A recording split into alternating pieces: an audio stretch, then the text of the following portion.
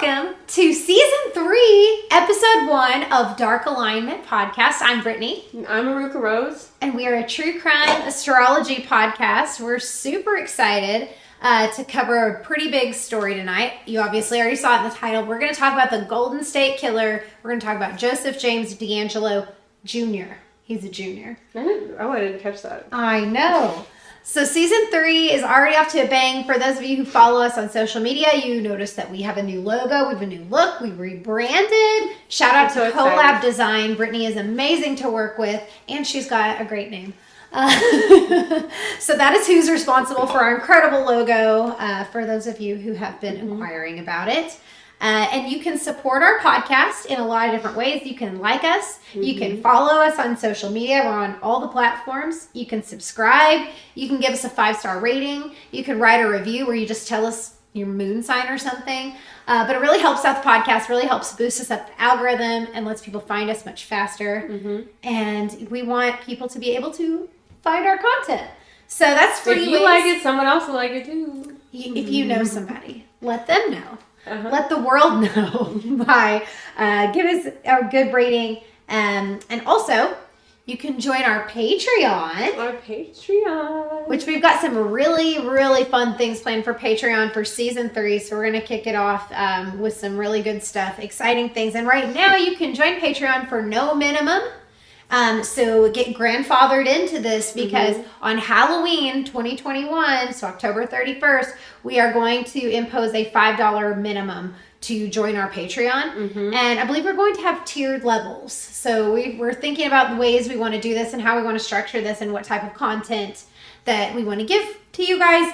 But right now you can join for no minimum. So take advantage of that while it lasts. You will be grandfathered in. So I guess... Are we ready? Are we ready? All of the things? I think we're ready. We talked about all the things. Okay, we've got a lot to cover today. This is obviously a huge case. Most of you should be pretty familiar with it. But the Golden State Killer had a lot of different aliases because he committed so many crimes in so many areas for a very long time. He had a really long criminal career. So he was known as the Golden State Killer, the East Area Rapist, the Visalia Ransacker, the original Night Stalker, which of course Richard Ramirez is known as the Night Stalker officially. So we covered him on Season 2, Episode 6, if you missed that one and want to learn more about him. And also, trigger warning, horrible crimes, graphic shit. We're going to talk about some pretty intense things, especially, you know, I already mentioned the East Area Rapist. Like, we are going to be talking about some pretty horrific crimes. We're not going to go into gory detail by any means. We try to be very, very sensitive when we tell these types of stories, but it is relevant to who Joseph James DeAngelo is and who he was when he was committing these crimes. So we do have to discuss it. So please be prepared for that. Please don't get upset with us later. We warned you. We warned you. Come on. So next I'm going to talk about my sources. So Wikipedia, Oxygen.com, Heavy.com, Unmasking the Golden State Killer, which is a documentary with Paul Holes. Okay, sorry. She might have a crush on Paul Holes. She might. Countless interviews with Paul Holes, which is just completely a joy for me. And just a bunch of other documentaries on YouTube. I spend, 10 plus hours doing my research watching on Paul this. Holes. And every day. This has actually been pretty much, all day. I have been consuming a lot of Paul Holes' energy. And I have been a fan of him ever since learning about this case. And you'll learn a little bit more about why he's so important to this case, because it was cold for 42 years until my boyfriend Paul Holes. Paul Holes, if you're watching this, I follow you on Instagram. Just, find me. And I'm ridiculous. Find her, please. Find me. Find her, please. Our Follow birthdays her. are only a day apart. It's meant to be. No, I'm totally kidding. Same sun and moon. We have the same moon. I didn't know that. Okay, we're going to be doing his chart today. Don't worry, I'm doing his chart. So, I'm excited. Okay, so he helped solve this case using familial DNA, and this was brand new. He actually worked on this case for 20 years and was really determined to solve it. So this was like his life's work, his entire career as an investigator. He was pretty much solely focused on this case. He's absolutely brilliant. So using all the modern technology that he did, I know, Amy, you can appreciate this. I was happy to see that he has a degree in biochemistry like me. Yes, so they have the same degree, which is probably also part of like, maybe I just really like that energy, because obviously wait till we see his chart. You're gonna understand. Oh my god, I can't wait. So they used genetic genealogy to actually find him and identify him as what became known as the Golden State Killer, when they realized it was the same offender in all of these different areas. His crime spree lasted from 1974 to 1986, which is a fairly long career for a serial offender like this. Yeah, he was just out terrorizing people for, solid 12 years. And then he completely went off the radar. So that's very interesting. I have a little bit more of analysis on his timelines later. I don't normally do that, but this case, it felt very relevant.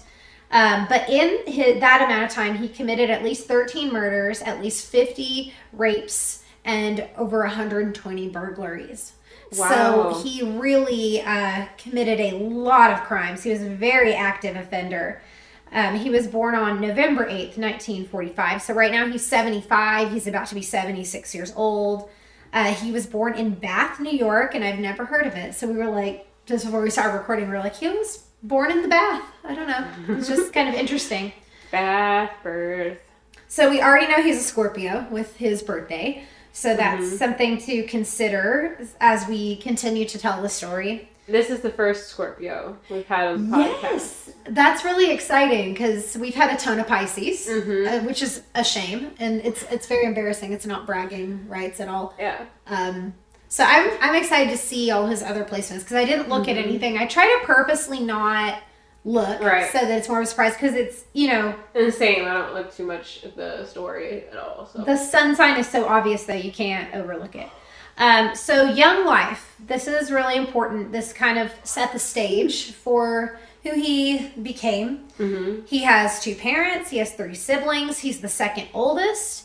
So he's an older sister and then a younger sister and a younger brother. So because he's the oldest boy, he got to be a junior. He was the firstborn son. So not good.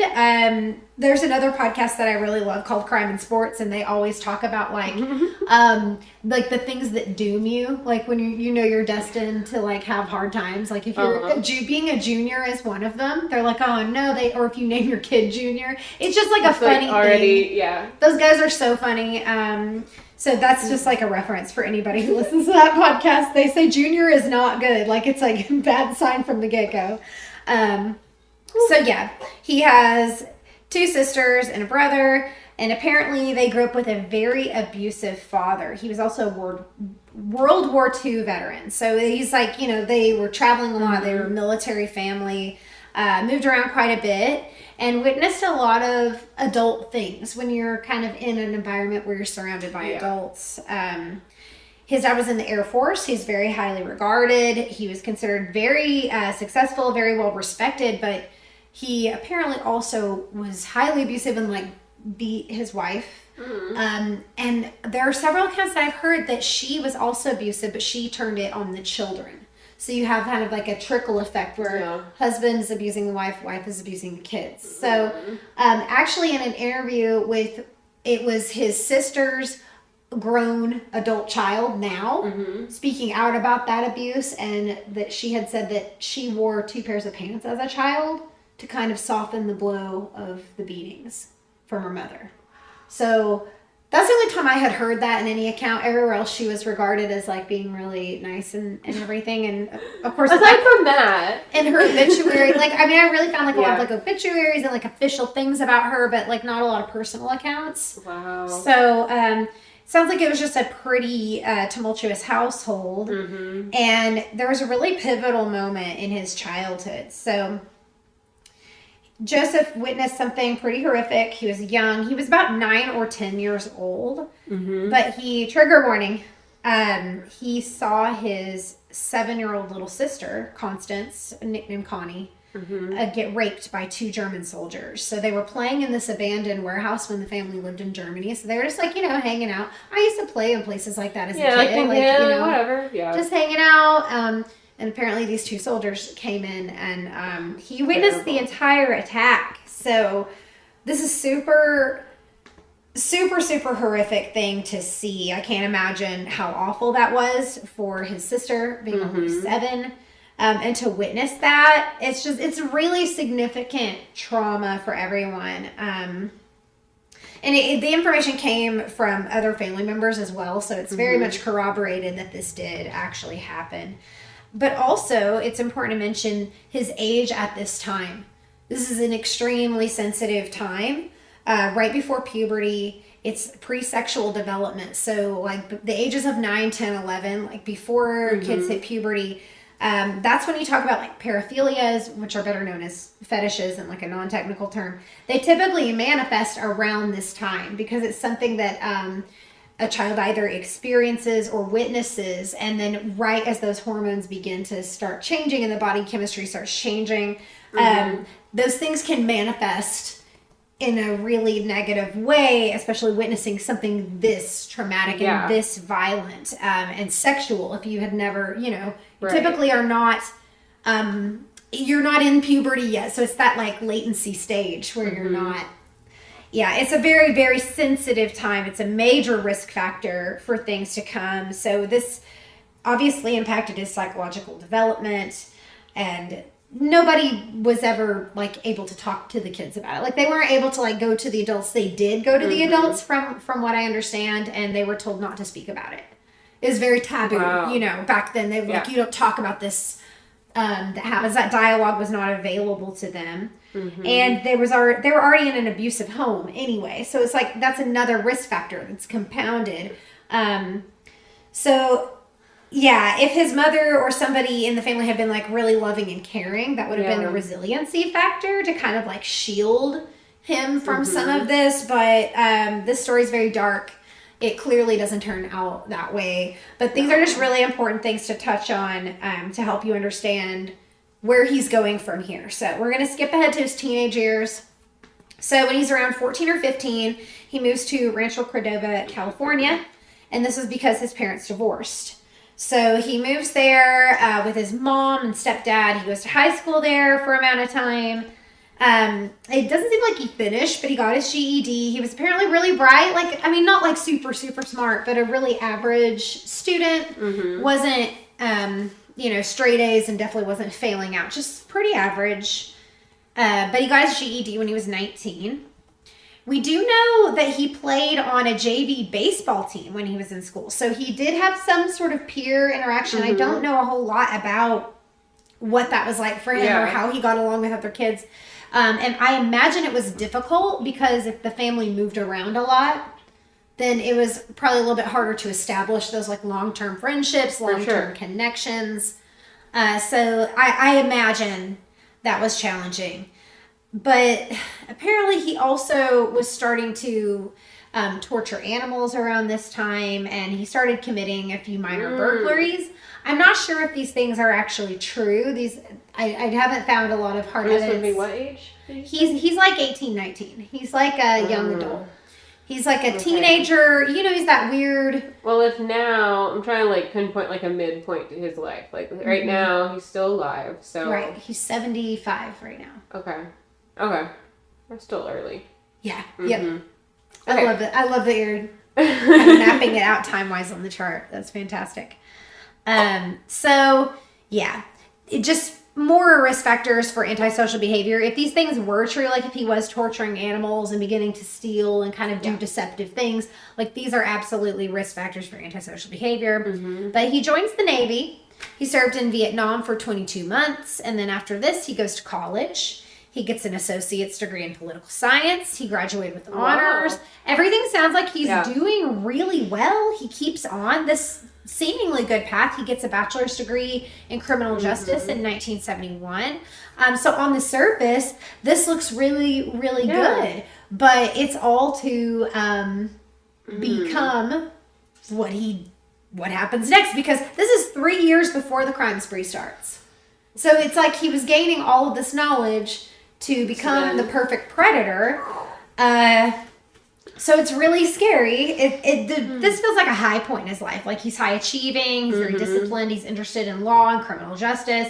He probably has this very authoritarian type personality. Yeah. And being a Scorpio, he's got this like investigator vibe to him. So I really can't wait to see his chart. He also took post-grad classes. He did official police training and started an internship at the police department in Roseville, California. So he's, smart, successful. He becomes a police officer, and then he terrorizes the community. So he does. Of course. Yeah. And that aspect, he feels a little bit like Ted Bundy, where it's like, I'm just going to hone my skills to become better at manipulating or better at, getting away with this. So now we're going to kind of skip over. You can see how this is brewing. We're going to talk about relationships and fatherhood.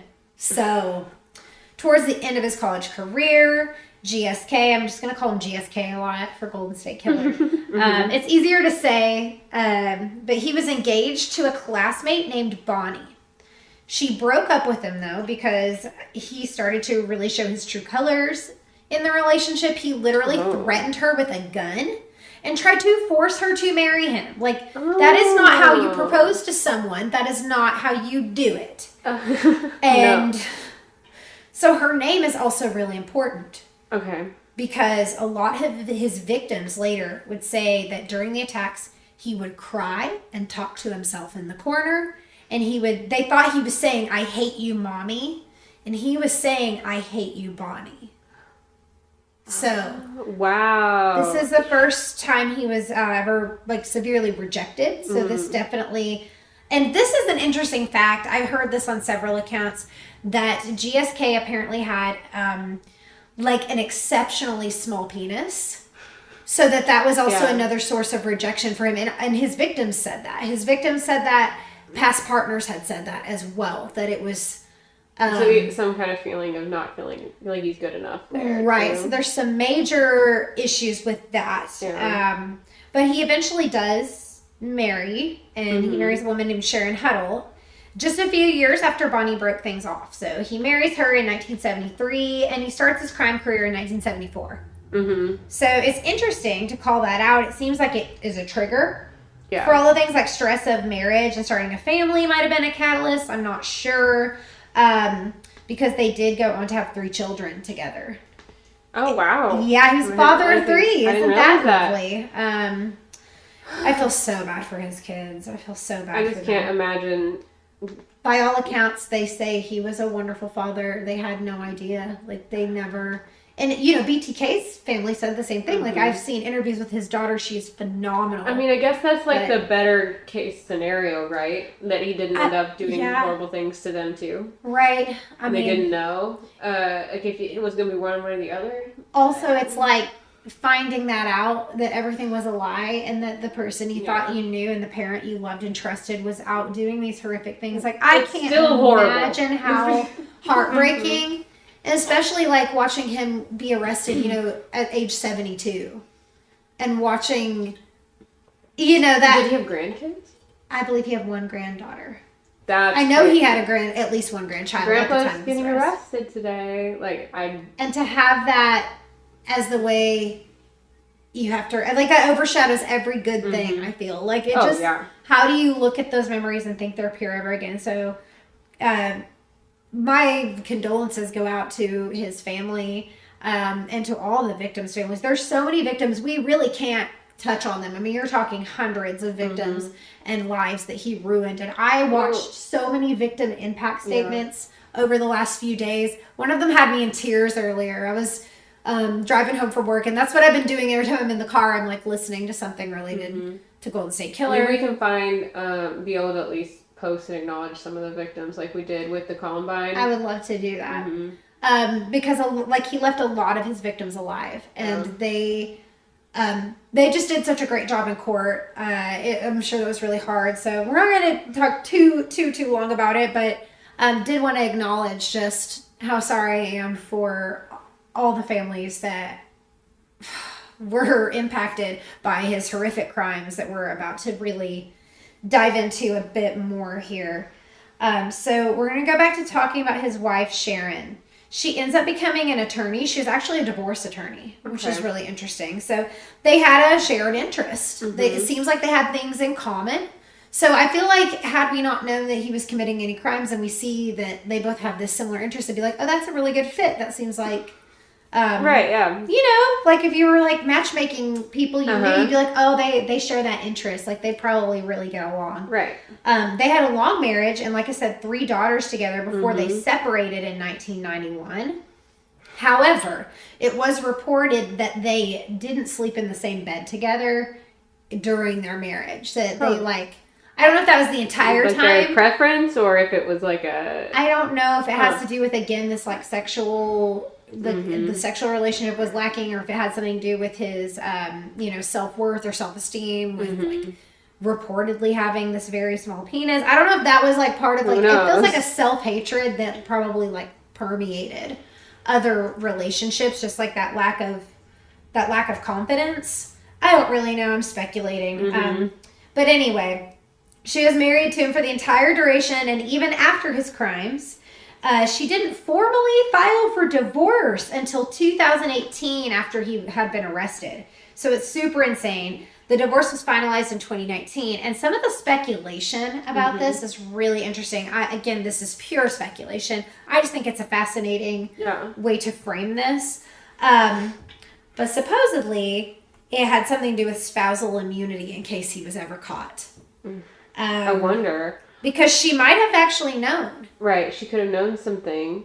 Also, my mind goes to, like, how hard of a transition that is to, like, realize he'd been doing these things if you didn't know. Yeah. So, like, maybe just the shock of everything, and you're going to all these trials and, like, all this, I don't know, all of this stuff happening with the legal system already. Maybe it's kind of, like, a lot to also do the divorce stuff right then. Or maybe financially there's some reason with like... I don't know. They separated in 1991. She divorced him 20 years later. You know? Oh, 20 years? Yeah, yeah. What year was he? He was actively committing crimes in the mid-70s to mid-80s, like 1974 to 1986. Because his arrest was... Oh, well, And this was cold for 40 years. Like yeah, true. But she was still married to him until 1991, and then he wasn't arrested until 2018.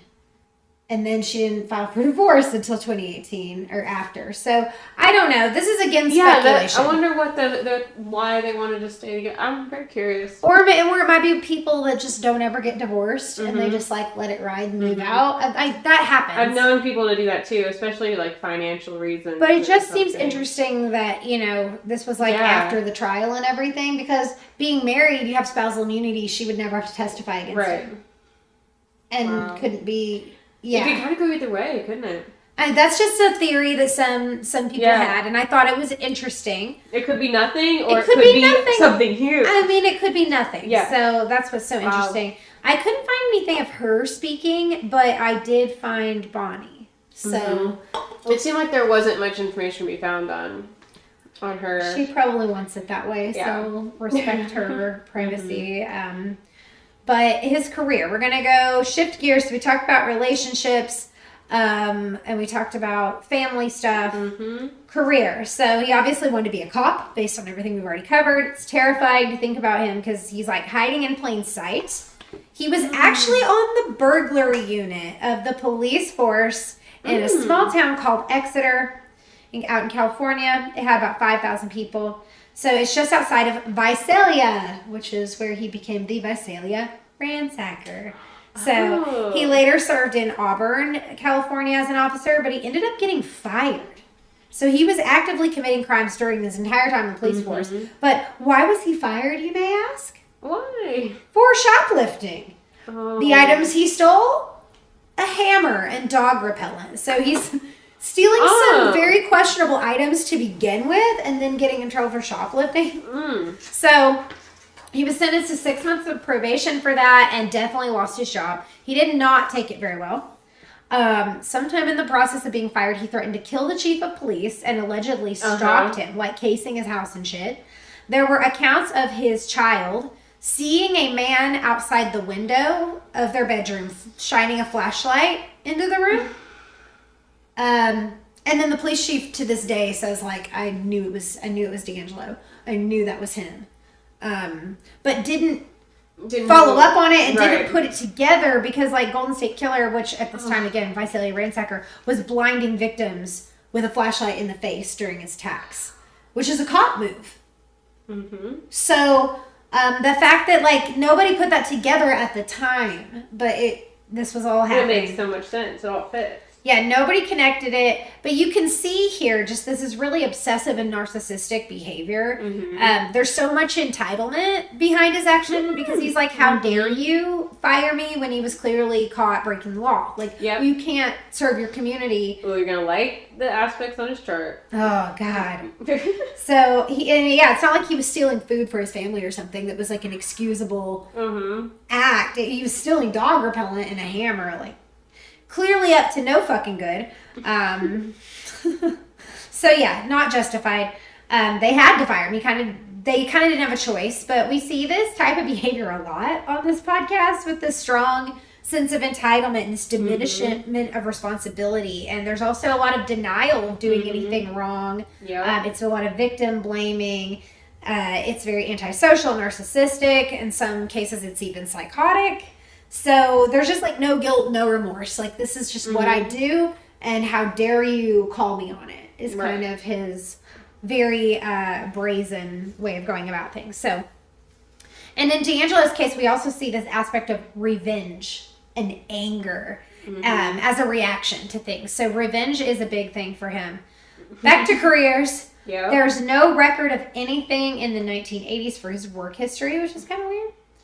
And then from 1990 until his retirement in 2017, he worked as a truck mechanic at Save Mart Supermarkets Distribution Center in Roseville, California.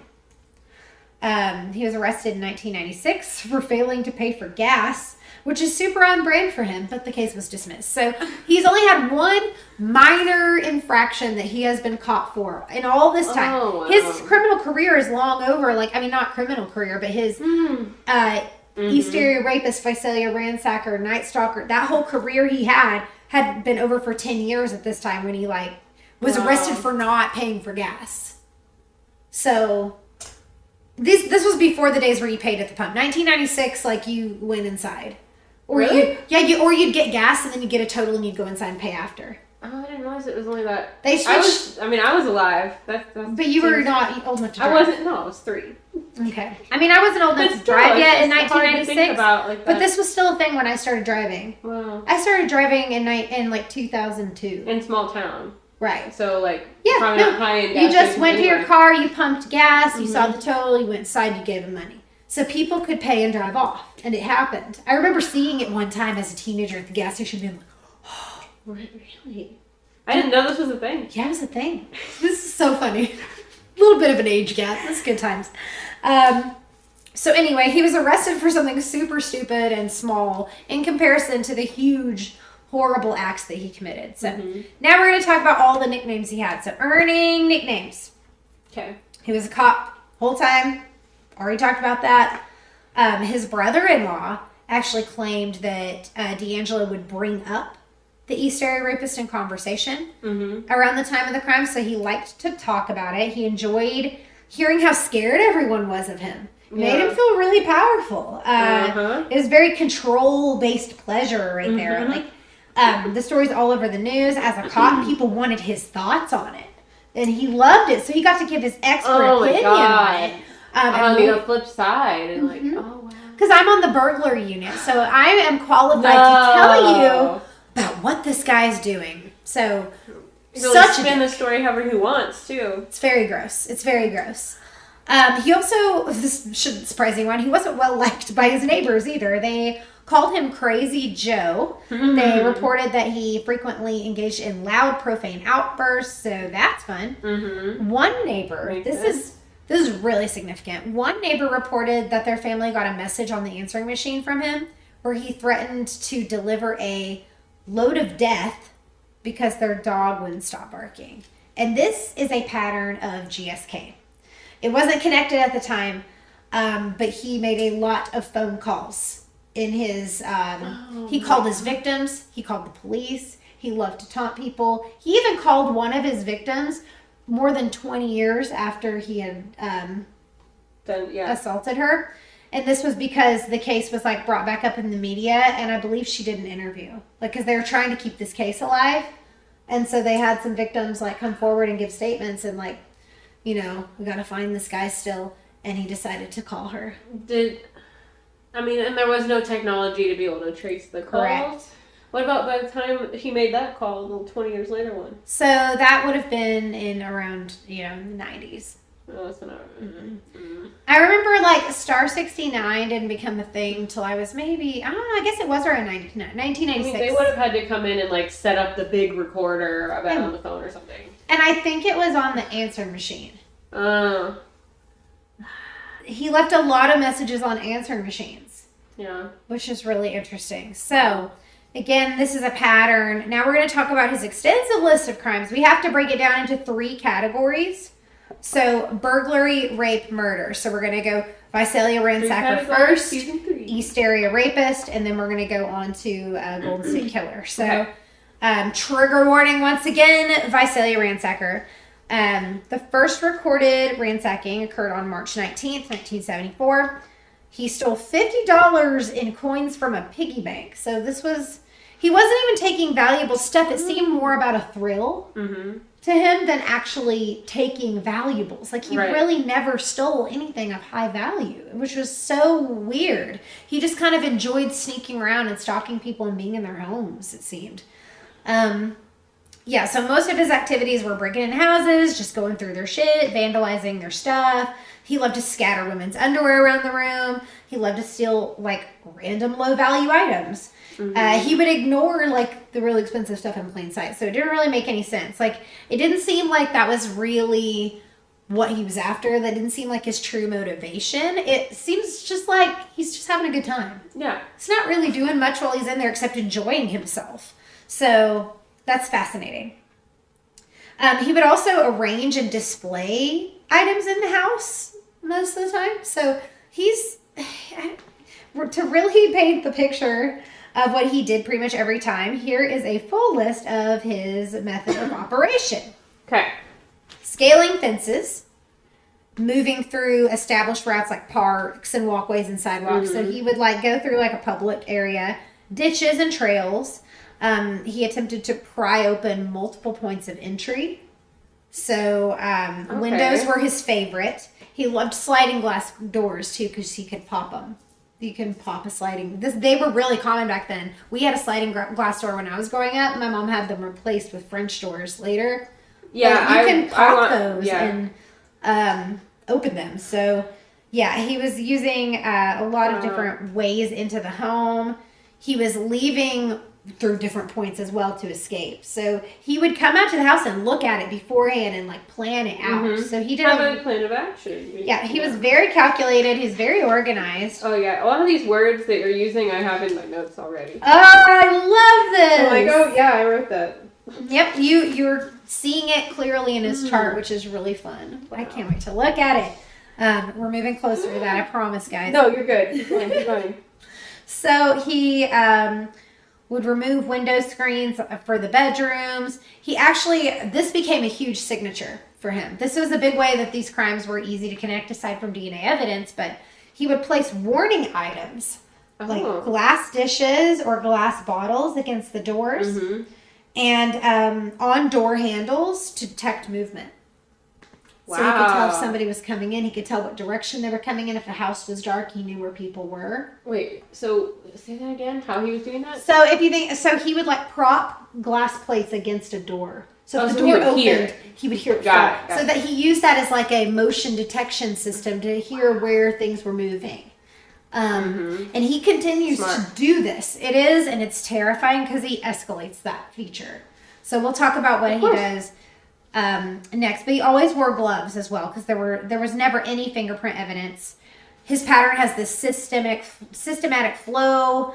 It's very well rehearsed. It's a routine. So now we're moving on to the rape cases, and this is just terrible. These victim impact statements, like, they just were really like a gut punch. I encourage anybody who's more interested in this case to go listen to them and hear what these victims have to say. And they're saying it to his face in open court.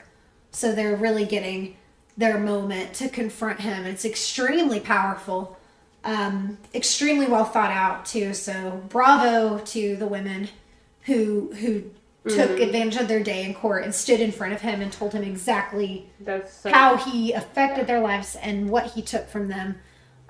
So yeah, moving into East Area Rapist. This is where I analyze the dates. This I think is so significant. So it was just disturbingly consistent. So he was committing these rapes on a monthly basis starting in June of 1976. So he's consistent. June once a month, July once a month, August once a month, September once a month. When October hits, he really starts to ramp it up. He started committing 1 rape a week. And then he goes right back to his monthly pattern. I'll tell you something about October. Which, it makes me think Scorpio season. Which I know it's coming off of Libra, but it's... Yeah. I don't know the dates, but I mean... It also makes me wonder, like, what important dates, like, what happened when fall started for him in his childhood. Like, is it because it's triggering something? Or is that the time that he saw his sister's attack? Is it somehow the anniversary? Yeah. Or is that the anniversary of, like, his breakup with Bonnie, which also seems to be a catalyst? Or was another child born at this time? Was there something stressful around this? Stressful. He had 3 children, so perhaps there was another child entering the world at this time. I don't really know. Very curious. We could find out. But I was just so interested in this pattern to look at it.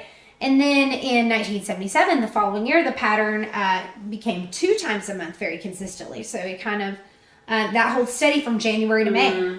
And then he had another crazy spike. So just like he had done 7 months previous, he committed 5 rapes in May of 1977. And some of them are only 2 and 3 days apart. Wow. So it really ramps up. I wonder, what if he had, like... found out his wife was pregnant and then the baby's birth happened. I don't know. I'm very the timeline would work. Yeah. But that's interesting.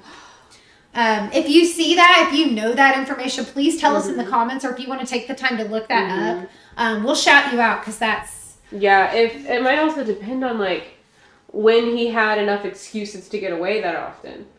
Because if you have, like, a family or a wife or someone that, like, you're communicating with what you're doing every day, like... You know, once a month, if you're, like, gone for an evening, like, for a long time. That's so to be true. Gone once a week or, like, even days in a row, like, you'd have to have, like, a really good excuse. Like, or be really good at sneaking out at night, which it seems like he was. So yeah. That's a really good point. With kids, I don't know. It's hard to, like... Yeah. Who knows? I don't know. It could be a lot of things, but that's we see that really big ramp up and that big spike in May of 1977, and then we see a significant cooling off period. He doesn't commit any other attacks that are known until September. So May to September, nothing. Yeah. But then I feel like it picks back up again in October, though. Like right. That's just really interesting. And keep in mind that there were more than 50 reported rapes and probably a whole lot more that went unreported. So these are just the crimes we know about. Imagine how many other victims. There's got to be so many more. And who knows, maybe something wasn't reported that happened between then. Like.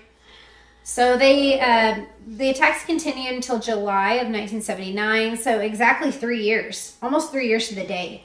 So now we're going to talk about his MO. Or his modus operandi, which is, again, just his methodology. But when people say MO, that's what they're talking about. Yeah, I never knew what it meant. I kind of thought motive. Yeah, a lot of people think that, but no, it's like, it's a technical... I never looked it up. It's a technical term, and it's literally just his method. Okay. So, not even why he does it or his motive for doing it, just the way he does it. So... It's very obvious that he escalated from burglary to rape. That's not uncommon. That's a very typical path of escalation. He got more comfortable. He started exploring other things he could do. He would usually stalk middle-class neighborhoods at night in search of women who were alone in one-story homes, usually near a school, creek, trail, or another space that he could, like, get away quickly. And many of the times he was fleeing on foot, but a lot of times on a bicycle. A lot of people said they saw him fleeing the scene on his bicycle. Mm-hmm. So nobody ever was getting tags or a vehicle description. He was very smart with his getaways. So, yeah. He was scoping out the area, coming up with the perfect plan to execute his crimes. It's very calculated. It's very gross. He would pick the perfect house and find his ideal conditions of, the type of attack you'd want to commit. So, super cold. And then on some of the break-ins, he would even unlock windows and plant ligatures and weapons inside the homes to use later. So he would break in and set up his scene and then, come back later that night. Yeah. To do... That's so ballsy. Like, I just... Yeah. Yeah. It's really, really fucking ballsy. Really crazy. So... He would also, like I mentioned, call the victims. He would do it regularly before the crime just to get a feel for their schedule. So he didn't always say something. He would just call and, see who answers. Yep. Mm-hmm. Next fucking level, So he started out with homes of single women with children, and he eventually really enjoyed terrorizing couples. There was something about, having power over another male and being dominant over two people. Yeah. That really, really did something for him. It added another element to his need for control. He just wanted to overpower everybody. And then his victims confirm this in lots of the documentaries, saying he got off on this type of power. Yeah, absolutely. One of his victims, she was an adult talking about it, but she was only 13 at the time that she was raped by him.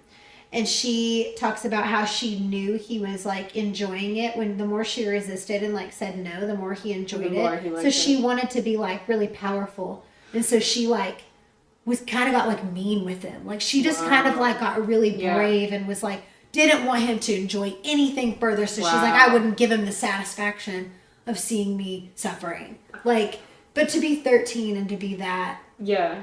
To recognize that. Yes. It just kind of blew me away. It blew me away. These victim statements, I'm telling you, are unreal. Extremely powerful to listen to. And the least we could do is hear their stories after what they've endured. It's just awful. But anyway, so... He was an expert at not getting caught, all the law enforcement training. He knew exactly where the police would be, too, and where they'd be watching, because everyone knew about this Visalia ransacker and this East Area rapist, and everybody was looking out. He knew exactly what areas they were patrolling, what neighborhoods they were patrolling. And he was on the burglary unit, so he had this insight that nobody else had. Yeah. He was operating from the inside, which is just disgusting, because we want to be able to trust law enforcement. We want to be able to... Yeah, ideally. Trust our civil servants that are risking their lives every day. And I know so many wonderful first responders and emergency workers. And it's just he's such a fucking disgrace. And this is to the highest degree. Yeah. There's good and bad. Mm-hmm. So, yeah. Again, he'd break in through the window, sliding glass doors. He would wake his victim up. Flashlight to the face. They're totally blinded. He also wore a mask. Mm-hmm. So he did extra things. To make sure, yeah. Yes. Yeah, I saw some of the sketches on something you uploaded where some of it was he had a hood or whatever, and the face was... I put all the composite sketches in our notes just because I thought there were so many of them. Oh, yeah. Because he was offending so often. Another interesting thing that he would do, he really liked this dim lighting. Mm-hmm. So he would turn their TVs on after he would tie them up first. So he'd threaten with a handgun, tie them up. He usually made the female tie up the male to kind of emasculate him a little bit, I think, was kind of his goal. But he used shoelaces. So he sometimes brought shoelaces with him, which is weird. Or he actually took the shoelaces of the victims. But he would turn their TVs onto the staticky channel and turn the volume down. And then he would drape something over the TV to give it this glowy dim lighting. And what's crazy is there's footage of him in his cell after he's arrested. Doing this? Putting a pillowcase, it looks like paper towels actually, over the top of this light to dim it. Yeah, so it was really fucking gross. And then apparently when he was arrested and they went into his home, same thing. He had, I can't remember what it was, some sort of electronic device that had, I think it was a computer, and it had a towel like draped over the screen. So that was something that he always did. It's really interesting. But he would also blindfold his victims. He would gag them. He did this to children as well if they were present, which is so disgusting. Like one little boy he did this to was only 3. So he's gagging a 3-year-old and like tying them up. And yeah, his next step was to separate the couple. If it was a husband and wife or male-female pair, he would put the male in another room and he would stack the dishes on their backs. Oh, yeah. So they're tied up, I think hands you've and mentioned feet. this part to me.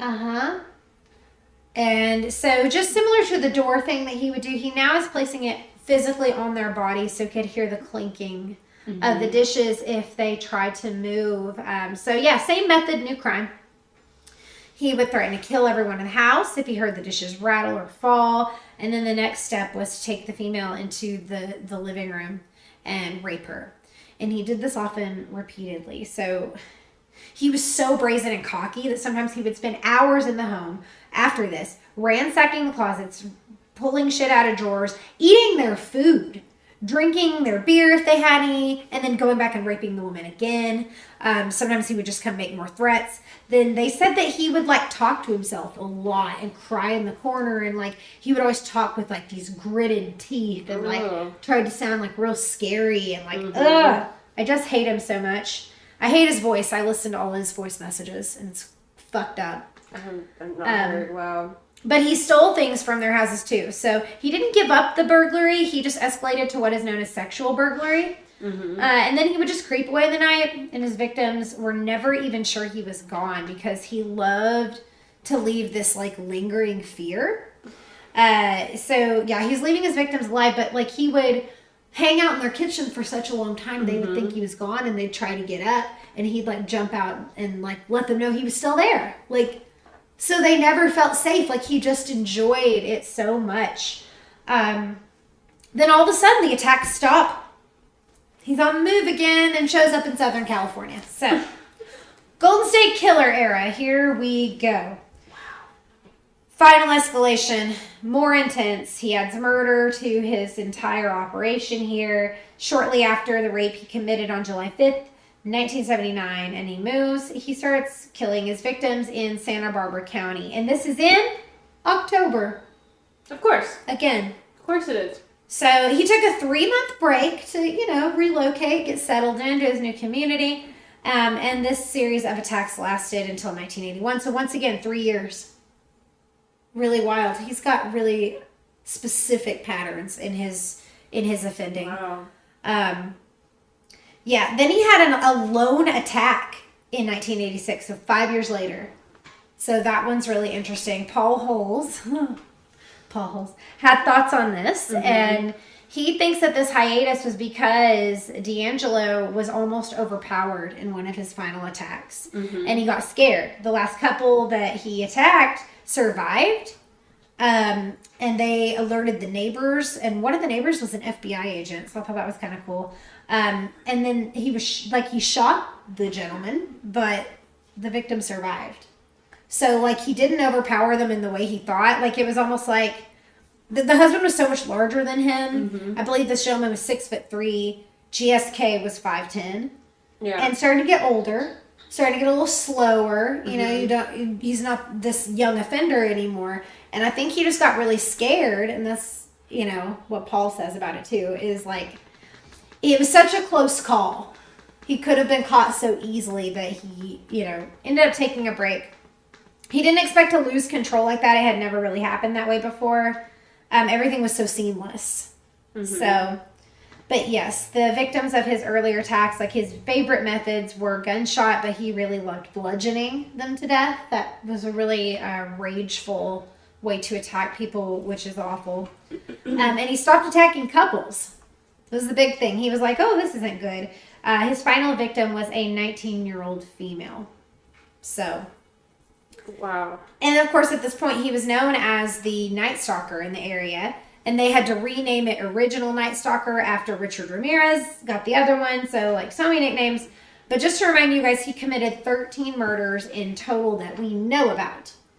So, we're going to move on to his communications. He communicated like I said, a lot with the police, with his victims. He really loved to kind of get the word out there.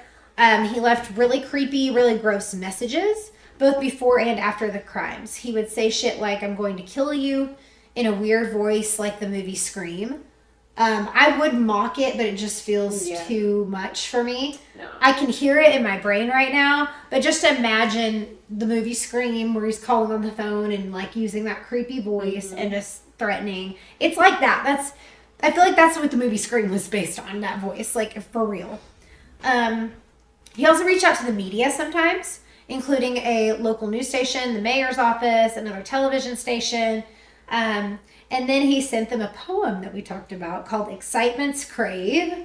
It's gross as fuck. It's in that notes section. That poem was like... Yeah, talk about the poem. It was like, his natal chart energy as a poem.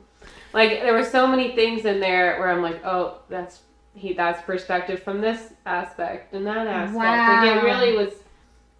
It made so much sense to read. Very interesting. I was excited when I didn't know you even saw that. Yeah, I glanced at it and I started reading it, and I sent her a message. I was like, "Oh my god!" Yeah, she's like, "Oh my god, the poem," and I was like, "Yeah, you read the poem." I'm like, I'm dying. This is like word for word how, like, I don't know. It's just so unique. It's worth reading if you after listening to this. Yeah, we can post the poem. Mm-hmm. We'll post it. Okay. So he also made phone calls to the police, like I said. It almost got him caught because on one specific occasion, he called the cops from what I'm assuming was a payphone to tell them he would strike again later that night. Law enforcement unsuccessfully tried to apprehend a masked man shortly after this. So he just loved to taunt people. Like, there's a whole list of the phone calls in our Google Drive. Yeah. But... there are 8 calls in total. We're going to quickly run through them because I think they're important to talk about. So we'll pull up those really fast. Okay. I should have had it ready. I'm sorry, guys. It's okay, I'll hum. Yeah, that everybody loves it. Who doesn't love good humming? What did I call this? On the first Scorpio episode, you get a Scorpio humming. Do you feel special? I feel like a star. It's totally in here. Where did I put it? I don't remember. I can't find it now. Is it on the dark alignment or what? I'm in the dark alignment file. It should be in here because you had access to it. Maybe it's in the folder. Mm-hmm. I'm very struggling today. You're good. Important stuff for GSK. We got it. Okay. So he communicated the first one. He actually called and told them that he was the East Area rapist. So he called 2 times. They were identical and ended with laughter and him hanging up. He said, I'm the East Area rapist and I have my next victim already stalked and you guys can't catch me.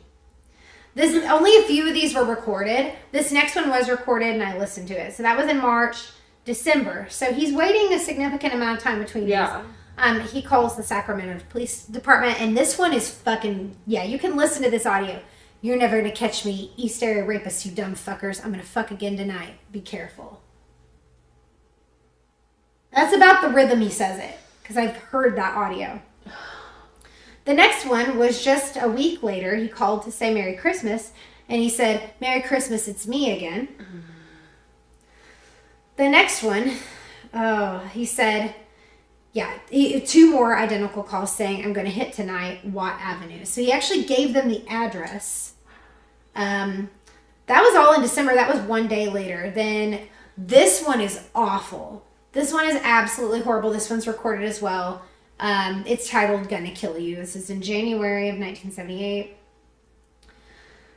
He calls one of his rape victims. And first he asks for Ray. This is recorded as well. He calls in and says, is Ray there? The caller says, you have the wrong number. And then it's a second call later that night. And it's just that scream call. It's really long. It drags on. And he says, gonna kill you. Gonna kill you. Gonna kill you. And then he says, bitch. 4 times, and then he says fucking whore. But he's saying it really slow. He's saying it whispery and raspy, and like, it's terrifying. It's terrifying to hear. it gives me the chills listening to it, but I had to listen to it. I had to kind of hear his voice, and then hearing his voice in court just to compare is really interesting because he sounds like acting all frail. Yeah, which was a total fucking act. Confirmed. So then he calls the counseling service and tells them he has a problem and he doesn't want to do this anymore. Oh. And after a short conversation, he was told they were tracing his call and he hung up. This one is really fucked up. Again, he's calling a victim. Paul Holes has a really good theory about this call, that it's been 20 years or so since this attack, maybe more like 15 years. And the woman is working in a Denny's restaurant, and he calls the restaurant and threatens her and just says he's going to rape her again. So I believe, and Paul, I really think Paul is onto something where he said he believes that GSK just happened to be eating in that restaurant, recognized her, and decided it would be really fun to then call later and terrorize her. So, he was like, oh, I want her to think that I'm still watching her. It was convenient. I feel like Paul is completely correct about that. Then his final call, he called another victim. This is so fucking disgusting. This is in 2001 that he called this final victim. So he is playing this game for a really long time. And he says, remember when we played?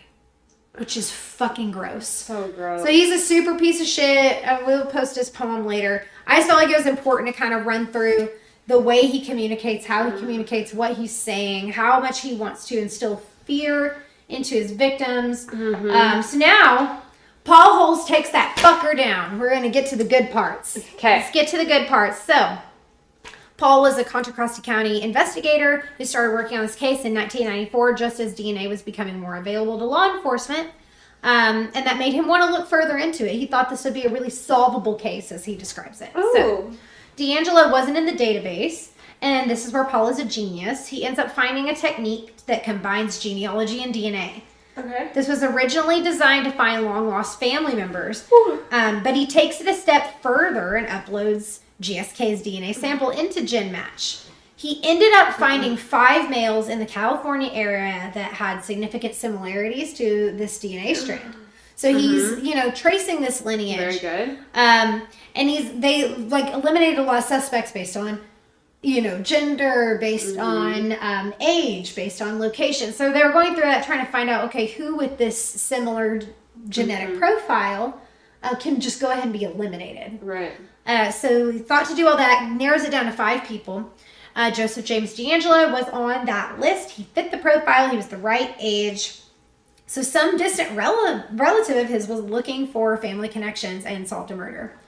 I need to upload my 23andMe stuff because half of my genetics are unknown. My dad was adopted, and I have often wondered if what if I that could have solve... a test that my ex didn't use. So oh no, I have mine. You have to actually it? take that profile and you have to upload it. Oh, you're saying into a database. You've done the test. Yeah, they don't actually. Gotcha. So this is for those of you who have ever been afraid. I missed that bit. Okay, for those of you who have ever been afraid of doing a 23andMe test, thinking, oh no, the government's gonna have my DNA. No, they won't. You have to actually take that DNA profile and you have to put it in GenMatch for it to be in the. Oh, that was having to do with who bought out who, and then what the contract says they're allowed to sell to, and for what reasons. Yes, so it caused a lot of fear, but 23andMe is not. I did it because I want my profile out there. But I have to physically do it myself. It's not going to end up there. Okay. So that's just something you have to go extra effort if you want it. If you want to do GenMatch,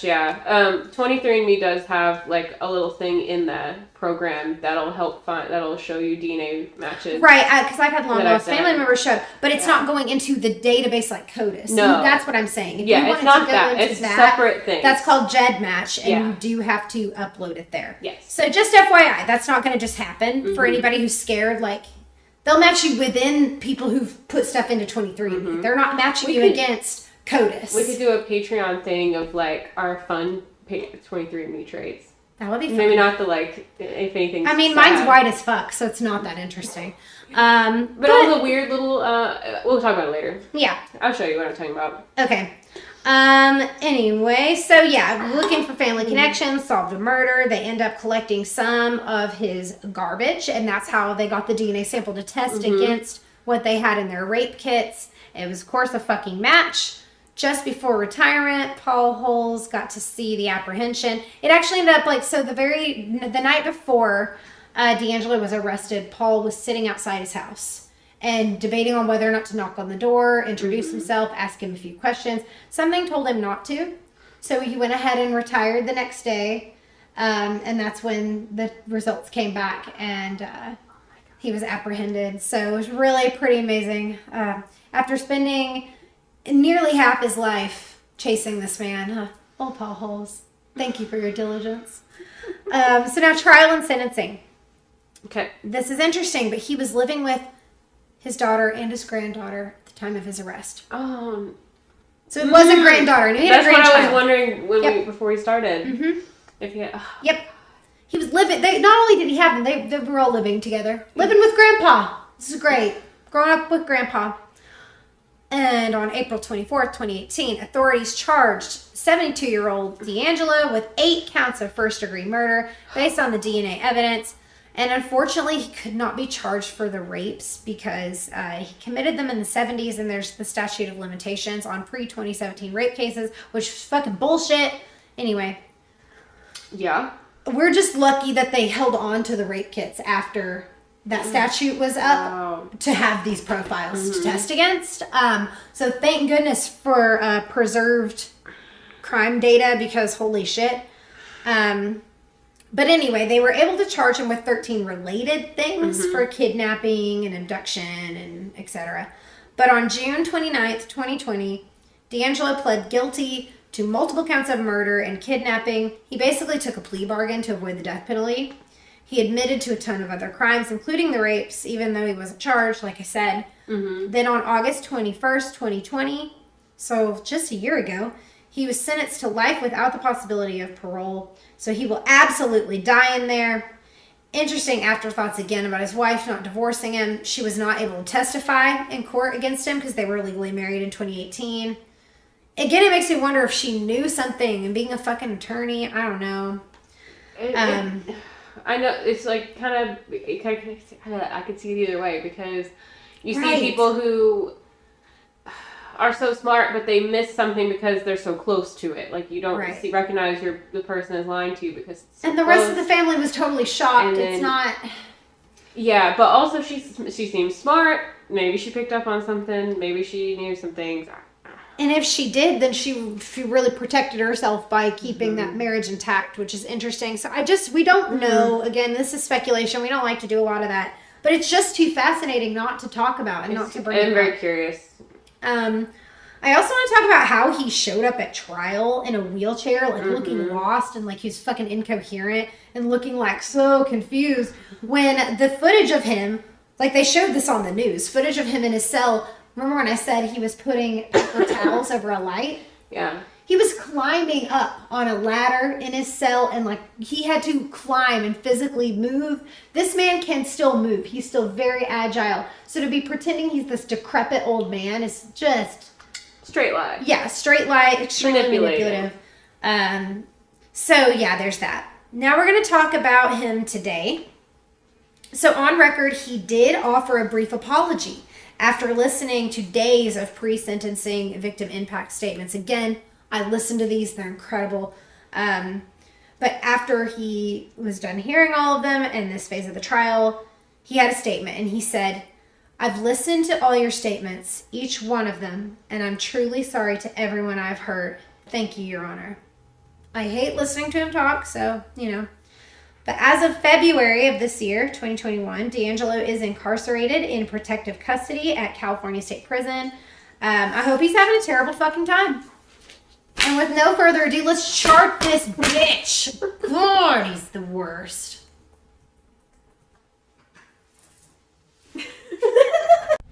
All right, we're back, and we're going to chart one of the biggest bitches we've dealt with, which is Joseph James D'Angelo Jr. So let's, at this point, we gotta see his chart. We talked about it, so. Yeah. Oh, I gotta get ready to talk. We're gonna get ready, get amped. Oh, wow. Okay.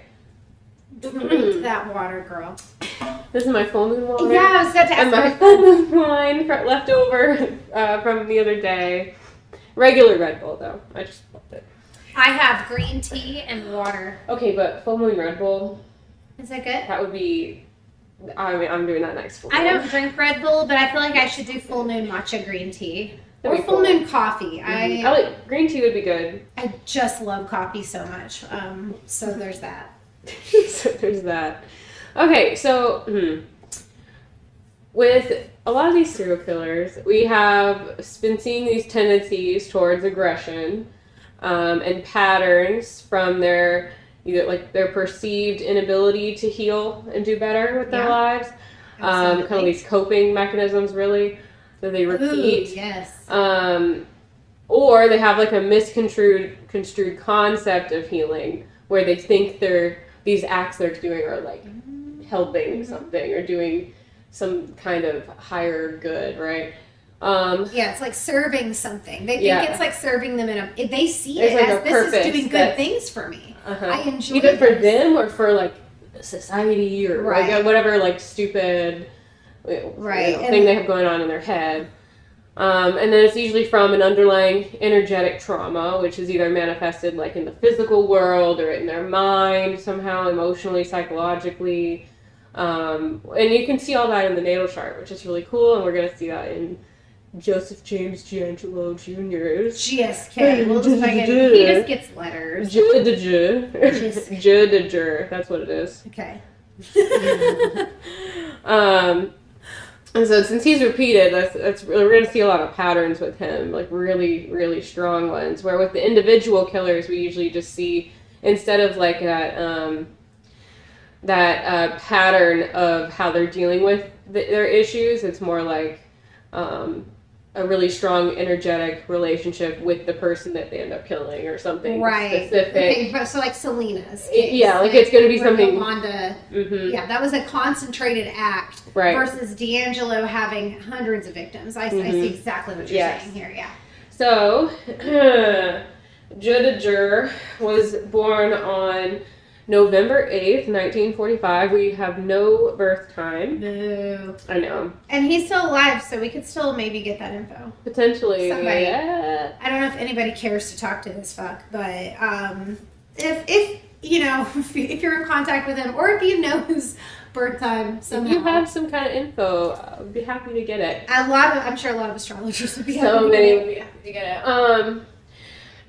Which I'll get into more in a second. But he was born in Bath, Steuben County, New York, United States.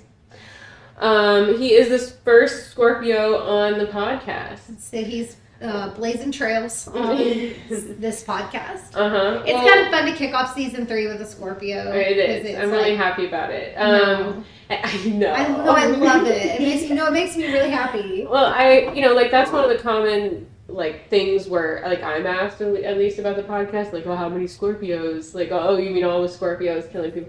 And it's no, it's actually we haven't had any Scorpios yet. Granted, we've only covered 24 episodes, but still, that's quite a few to not have any Scorpios. That's going through the whole zodiac twice. Scorpios. Right. So people usually blame when you look up the killers. You tend to see a little bit more of the mutable signs, but Scorpio, I think, and I've heard other astrologers kind of reflect this same idea, is maybe the Scorpios are committing just as many of the crimes, but they have that innate sneaky. Yes. Yeah, he was so sneaky. Look at this. Right, just to not be the ones getting caught. So maybe they just get caught less. And maybe that's why we're not seeing as many Scorpios. I think that's a good theory. They can really hide below the surface, be manipulative, very cunning, smart. Generally speaking, of course. Right, but you see that with him. He's hiding in plain sight. And vengeful. They can be the ones to want to get revenge very easily. So it's Scorpio energy already resides in such a dark, death-oriented place.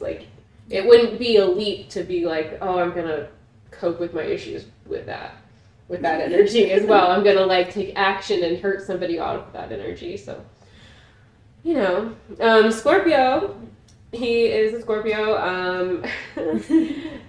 It's about as a sign of death, rebirth, transformation, the occult, the unseen. They have this investigative energy, an intensity about them, the ability to be this very alluring, whether they're actually like culturally attractive or not. They have this like magnetism usually, where they walk into a room and they're kind of just like an energy shift a little bit usually. So yeah, Scorpios are strong energy. Yeah, it has that allure to it, and then a lot of this it plays into like the power dynamics of them. Scorpio can tend to want to control their environment, and so having the power, like they want to see that they're comfortable and safe. So they want to be the one who has the power in the room a lot of times. They at least want to feel like they're in a position hidden away where they're safe. I've seen a lot of memes like... God, he's such a quintessential Scorpio too. Like, and wait till you see where the aggression is. Yeah. And like you see a lot of memes on Scorpios where it's like, always that one Scorpio in the back of the room just sitting there, like, like just observing everybody. I have seen those. Yeah, I do that a lot. I'm either like feeling comfortable and I'm like participating, or I'm just gonna. I have seen you do both in the years that I've known you. I've seen you like especially if I've been upset with people at places we've been, I'm just waiting to strike. No, and you're like that even to protect. Yeah, no, she's like that with me. Like you've done it for me, where it's like you were more upset about something that happened, and I was like trying to like be okay with it, and you were so pissed off, and then you were like angry for me. I didn't even do anything crazy, but I was ready to stand up for you and just like sit back and wait. And like any time like the conversation kind of like started kind of heating up on your end, I would interject. Yeah, it's amazing. Get yourself a Scorpio, you guys. It's good time. Because once you're loyal to somebody who's a Scorpio, it's pretty hardcore. Yeah, like, most of my friends, including you, have Venus in Scorpio, and I love that energy so much. I just feel like it's my ride or die crew, you know. I like it a lot. But he's not a good Scorpio. It's very ride or die. He's a bad Scorpio, so this is like the other end of the spectrum of like... Yes, there are good and there's good and bad. I mean, if you want to say good and bad, there's high and low manifestations of these energies. High frequency, low frequency. Let's see. Scorpio is also related to sex, of course, and like that deep connection, soul connection with other people. It can also be related to the taboo in that same right, like things people don't even talk about. People don't really talk about death or like change or like sex or like anything like dark. Sex makes people the most uncomfortable, and it's so weird. It's like, this is how we all got here, you guys. Like, I mean, not all of us nowadays. There's a lot of other ways. But you know, to concede, but still, because it's so personal, and you have to be so vulnerable, and like you want to protect that part of you. That's another reason why Scorpio tends to want to connect with people more on like that they really trust, that they feel like they can trust, if they're gonna at least be like having a deep connective sex. Like, anyways, kind of depends on their other placements, is why I kind of say that it's like it can shift. Let's see. Oh, and I took a note when you were writing. Oh my gosh, I see it. I'm gonna have to block you from seeing my screen, or you're gonna be. I'm always used to seeing your screen though, so I'm gonna try. We got a fancy new stand, you guys. I did, and now I don't have to hunch over my laptop, and I took notes ahead of time, so I can just like. Do you see how legitimate we are in season 3, friends? We just want to. And it's going to be better and better and better and better. No, we really are. We have a lot of big things coming for this podcast. We do. Anyway. So my note was, that she freaked out about, was that I've seen this with Scorpios a lot, is that they tend to prefer dim lighting, and that's something specifically that she said during her portion. So I thought, oh, perfect. That's a fun note. Yeah. I didn't know that. So then we don't have a birth time. That makes his moon, if you look at the chart throughout the day, his moon is most likely in Sagittarius.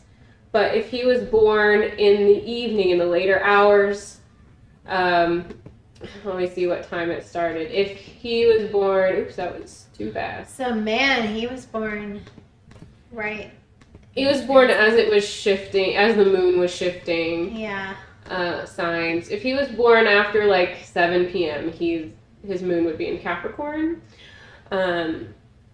So keep that in consideration for this. I do feel like he would be more Either Sag way, moon, personally. I don't know.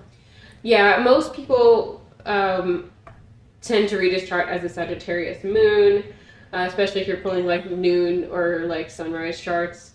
But either way, even if it is in Capricorn, it's not very far in Capricorn, it's still on the cusp. So you still have a Sagittarius influence, if you know. Yeah. So Sagittarius moons are lucky, adventurous type energy. There's an internal sense of like a free spirit, expansive feelings. It's a smarter placement in the way that like Sagittarius is related to like going on like journeys and mental journeys and things like that, like I've said in the past. Spiritual, it's connected to spirituality. They may have again this kind of like expansive spiritual type of inner world going on. They tend to seek security by always moving, always growing, always improving, kind of moving on to the next things, whatever is like internally like feels good to them at the moment. Very fitting for I feel like this is the right move. Based on that alone and his escalation path, and he's just doing all the things that like feel really good and make him still feel in control and like good about himself. And like, it's a fire moon, so you see more action out of that and more like impulse. Intensity too. Yeah. So, and you know, not taking life too seriously at the same time. Like he seems to have like this like sense about it. Like he's obviously serious in the way he plans it and like, but there's this attitude he brings to the crimes, like with the calls and like with the way he approaches it feels less serious. Right. The calls are like a joy character. The calls are like he's just being so over the top in them, and like using a disguised voice, and he's like having this like really it's like it's almost entertaining. Yeah, he's having a good time. It's like it's all for his own enjoyment, but it's like he's creating this like weird character that's like super scary. I'm scary by or like a Capricorn moon would be more practical and kind of fatherly, like disciplined, more strict kind of attitude, especially like with feelings. He'd be less like connected with his feelings,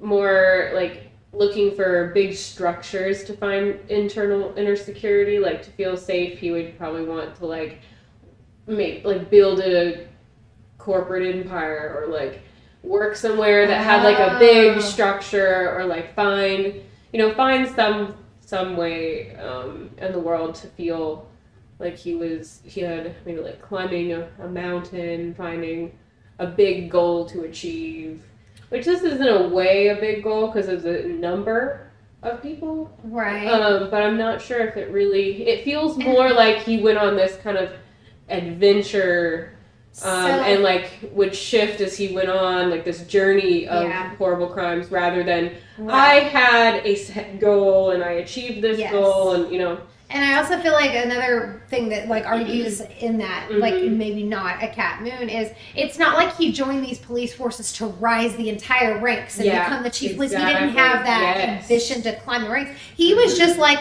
what can I do to make my journey last longer? So it's like he was all about prolonging his journey. He didn't have that climb the ladder mindset. So Right. that's another really, really strong. He's kind of more going with the adventure of things, the flow of things, I feel. Where, like, the Capricorn energy is more ambitious. You're working for your rewards. How do you taking think, steps. I want your opinion. If he were, let's pretend for a minute that he's a Cap moon. Okay. How do you think his calls would have gone? Oh, very, like, monotone. He might not have even made the calls at all, because why would you? Let's pretend he did, even though it may go against Cap moon. Yeah, very monotone, I would feel like, and very, like, succinct. Mm-hmm. But maybe, like, more focused on, like, the facts, or, like, a cold threat. That's what I was thinking. I was thinking a cold, threatening, like, blatant just to sound harsh, or like telling them something they did wrong, like this is why, like critical. Okay, thank you for your input. I just thought that'd be interesting to entertain, because I still this feels more jovial with the way he like, oh, remember when, like, oh that's God, not remember when we played. That's the grossest thing I've ever fucking heard. That one's gonna be hard to get out of my head. That really bothers me. I need to never think of that again. Anyway. So I pulled his noon chart. I like to do noon charts, but we're not going to acknowledge any houses. Right when you pull up his chart, you see not very many Earth placements. Also, most things are kind of in this U shape. Wow, it's very concentrated. Yeah, it's like I think it's called a bowl pattern. It's one of the more concentrated charts I've ever looked at. It is the most. Everything is pretty much spanning through Gemini up to Capricorn. So, nothing in Aquarius, Pisces, Aries, Taurus, and it kind of gets sparse even in Capricorn and Gemini. So it's hold up nothing. It's a desert photo. You know. So there is a lot more like concentration and kind of focused energies coming from this chart, which can make things more intense, of course. His South Node, having to do with his past and his childhood, is conjunct his Moon, which it will also be interesting because Paul Holes has the placement too. And so do I! But me and Paul Holes, we can share it together. Yeah, we can you separate. have it in the same sun. Yes, we do. And we have the same sun. I'm telling you. Just wait till we get to Paul Holes. Okay. There's only like a 35-year age difference. It's fine. It's not that much. I actually don't remember how old he is. It's all. He's not old. Okay. All right. So he has South Node in Capricorn conjunct his Moon.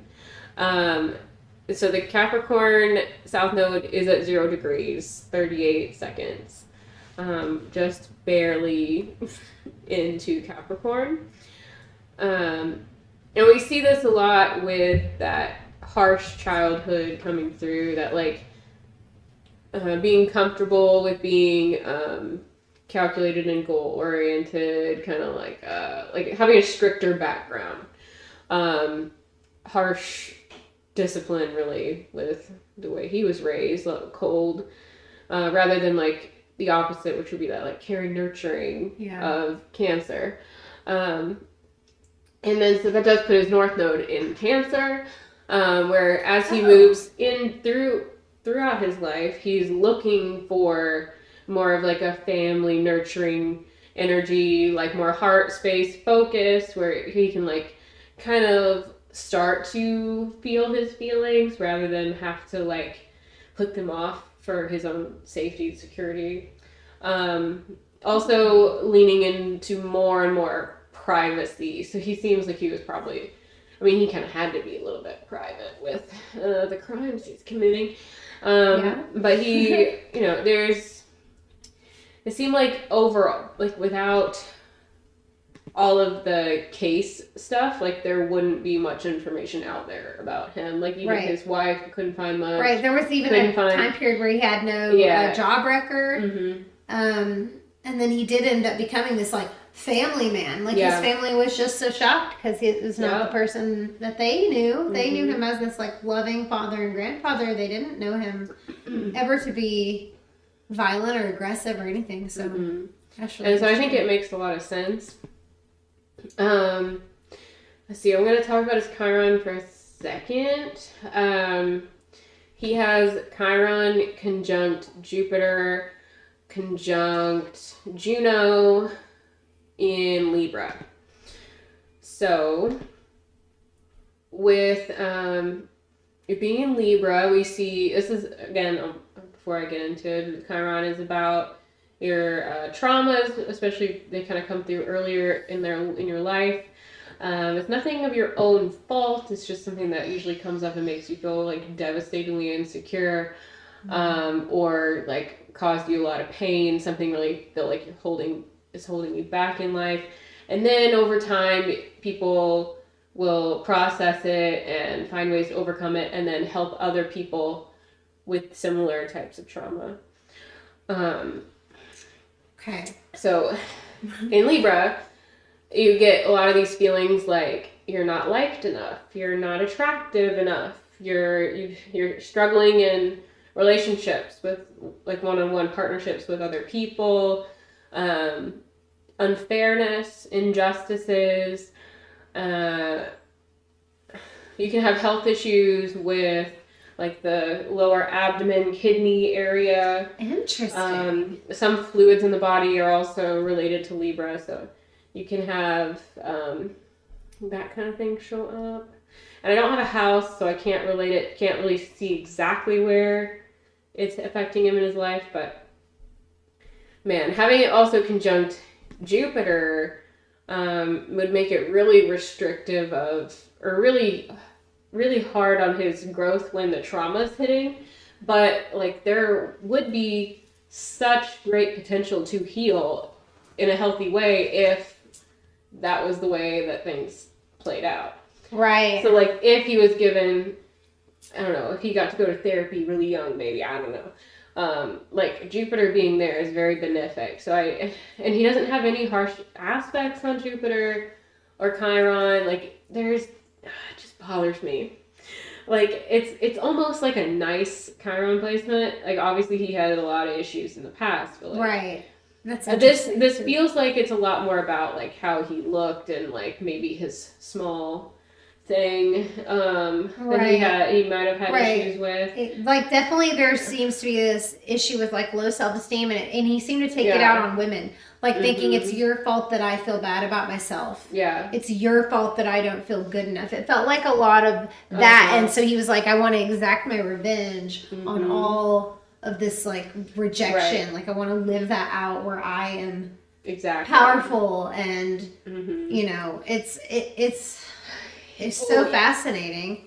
Yeah, and then having it also pretty close to Juno relates it to partnerships and marriage and the idea of like a counterpart, woman, like a woman. So that was pretty fascinating. And let's see. Now we're gonna get into it. Okay. All right, let's dive. So this huge conjunction, in my opinion, on his chart is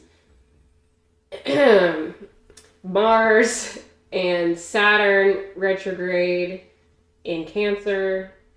They square his Venus, which squares Pholus. They have an in conjunction, a quincunx up to his moon and south node. And a trine up to his sun and Pallas and Lilith. So you see, like, there's... Oh, okay, I'm just going to read my notes before I, like, get too... Notes are so helpful, aren't they? Like, I'm starting to like it. So, this is kind of the aspect, like, construction meets action with Saturn and Mars.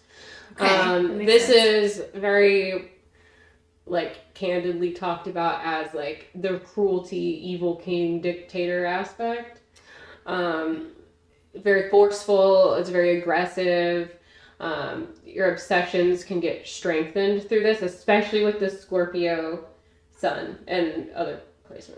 It can be very calculating because Saturn is really like dictating each little movement of Mars. Right. Okay. It's a dominant type energy. Saturn really fucks with their passions and their actions. People with this type of aspect, stressing them out in a very physical way because Mars is also like a part of your physicality. But at the same time, with that trine up to his sun, which can be your physical being, it can show in a way it's like charging him, like like it makes him feel vibrant in a way, even though it's so twisted in other ways on his chart. This aspect can make them very honed in on how to reach their goal above all, putting their feelings kind of on mute for the time being, restricting them to like cater to their actions for a while. Ultimately, for him, the wants originally, I think, are based in that craving passion that he has, and with all the issues he has on his chart that I've already mentioned too. I think when you have that like passion Mars in Cancer, like you're wanting to act on your feelings and that heart space, and that's also where his North Node is. So it makes it more compelling to act on his feelings. And they come through with aggression, like we've seen the pattern of with killers. I actually thought he was going to have an Aries moon. Whenever you were saying, what do you see? Like, you were like, what do you see? And immediately, I wanted to guess it, but I didn't. This is the thing, okay? So he's acting on this Mars thing off of his feelings, because that's really these are the planets he has in his heart space. So it's like, this is how they're going to come through. So he's acting out of this passion from Mars, that kind of emotion, and then calculating and strategizing takes over with the retrograded Saturn on it. It's a lot of emotional rationalization from the schema. There's a lot of like these measurements of control, which usually will come through like from earlier in childhood. It would either be likely that like, their parents were very hard on them, very disciplinarian or very harsh, like cruel, or they just naturally will have kind of this exactive personality where they can kind of like how my Capricorn kid can be like, he wants things to be a certain way, done very particular, like detail oriented. He's double Capricorn Virgo moon. Yeah. Like, we're gonna do things like this. Yeah. So that's usually kind of one of the things that comes out earlier for them. There's a critical idealization on what to do to get control of the structure of their life. They feel like they haven't had, like they've been put in a position where they have to be in charge. Yeah. In order to keep themselves safe or keep themselves like happy. A lot of times this will lead to overcompensating with their dominance. They think they have to be mean to maintain control for some reason, which now that I've heard his story, it sounds like because of his past with with how he absolutely. So it's like something they're conditioned into this way of thinking a lot of times, especially for him, where like, okay, well, I have to be kind of bully up or it's going to get bad. Like, or like people don't do what I say, or like that doesn't get me results. I feel like he was very results driven, and you'll feel bad. It's scary situations. Right, he loves people being afraid too. He gets off on the fear. Paul Holes called him a psychological sadist in one of his press conferences, and that really stuck out to me. I was like, he is absolutely a psychological sadist. It kind of ties in fitting, similar to what I'm about to say too. Oh, really? Yeah, I like how that goes. I love this. So, well, before that though, actually, he can get streamlined, focused on on his sense of achievement. Again, like also very focused on power and control. And wanting recognition or respect from those actions. I think we see that like slightly here and there, and then as he gets older, especially with like the phone calls, and wanting his like crime, like what people are, the person that like the names people are calling for him. I don't know how to word this. The alias. Yeah, like the alias. Like he wants this person to be like well respected and feared. Right. Yeah. They're also called monikers. That's the other thing that is said. Like this persona that he obviously wasn't outwardly, but like he wanted people to think highly and he really that, enjoyed talking about it. He really person. enjoyed that people wanted his opinions on it, and that he was this highly regarded expert on the subject. So he was definitely indulging in like that type of behavior. Absolutely. And then also the other thing, so there's a lot of deep-seated insecurity and narcissism with this type of placement. In Cancer, it's all based on his emotions and what he was feeling at the moment. A lot of repressed anger can be here. A need for, in a healthy way, you would find like a vigorous, strenuous, active outlet. Like running.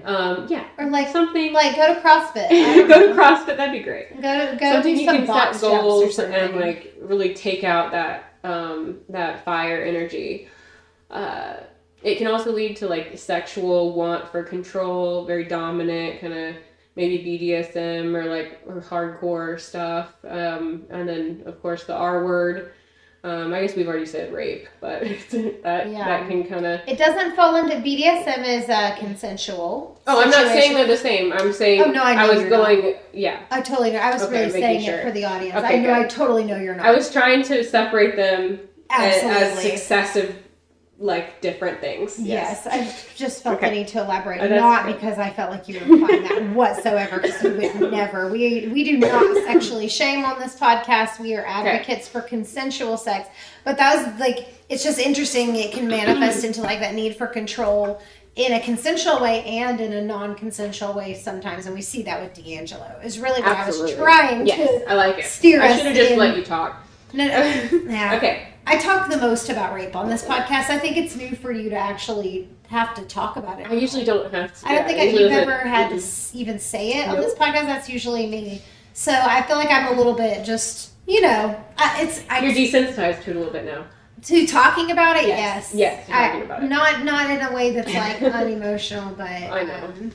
But to actually having to say the word. Right. Okay, so and this is also comes forward more with like the Venus square involved, having it more to do with like romance situations. This placement can also get very easily triggered. This is very easily a bad cop type of aspect.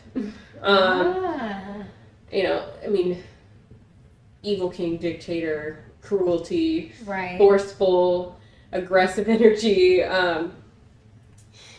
It can also lead to a sense of being like this unwarranted authority attitude, like superiority complex, God complex comes through with this a lot. Saturn can also manifest this as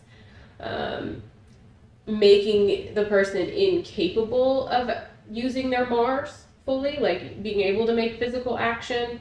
So it can reflect like an injury or an insecurity, keeping them from doing something. Like I had this, I'm trying to think of like an easy example. Like, it could be an injury like your leg is hurt, so you can't go running. Or maybe you feel like your legs are too skinny, so you don't want to go running. There's usually some kind of thing. It can come through like that too. So in the household, I'm assuming it probably came through more in this way, because obviously he seemed like he wasn't abusing the people in his household. Yeah, not according to accounts. Like they were all extremely surprised. They didn't say, "Oh, he's been abusive to us all our lives," and there was nothing. It was like he was an entirely different person. If they were surprised, it's like. The retrograde can slow this manifestation with it being on Saturn. It shows where like the actions could be coming first, like Mars could be acting a little bit faster, and then the Saturn influence comes in more reserved or internal, maybe a little bit slower. Let's see. Powerful, and that's like I'm saying that like as they're activated, so like within moments of each other, not like you know what I'm saying, right? It makes sense. Okay, it's like, well, I saw your face. I was like, I don't know if I made sense. It can also show like later in life that he doesn't get disciplined until a little bit later. Like it takes him a little Which bit longer is absolutely what happens. to figure out how to structure his life to actually get anything done. Let's see. This can be really powerful, disciplined action, and at high frequency, it can make people really capable and able and hardworking. But at low frequencies, it comes through as like cruel and calculating, and well, I can't do that. I'm incapable of doing that. They can have like big goals, but they just undermine themselves on getting started or working themselves to death or overworking themselves. It's a lot of issues with the actions that they're taking in life and what they're working towards. They really would need to do is find, if you have this placement on your chart, like you're looking to come to peace with this in a way where you deeply understand that all these things are not actually your responsibility. You can surrender and not carry all that weight on your shoulders, and you can just worry about being in charge of yourself and what you want to do. That you don't have to have that schema of like being aggressive and standing up for yourself every second. Right. It's not really needed anymore. Maybe it was needed in the past. Yeah. But as you move forward in life and get out of the bad situations, it's not necessary. Right. The coping mechanisms that we develop in childhood and early life are sometimes like a survival skill. And then we hit points in time where that is no longer useful. It's no longer serving us.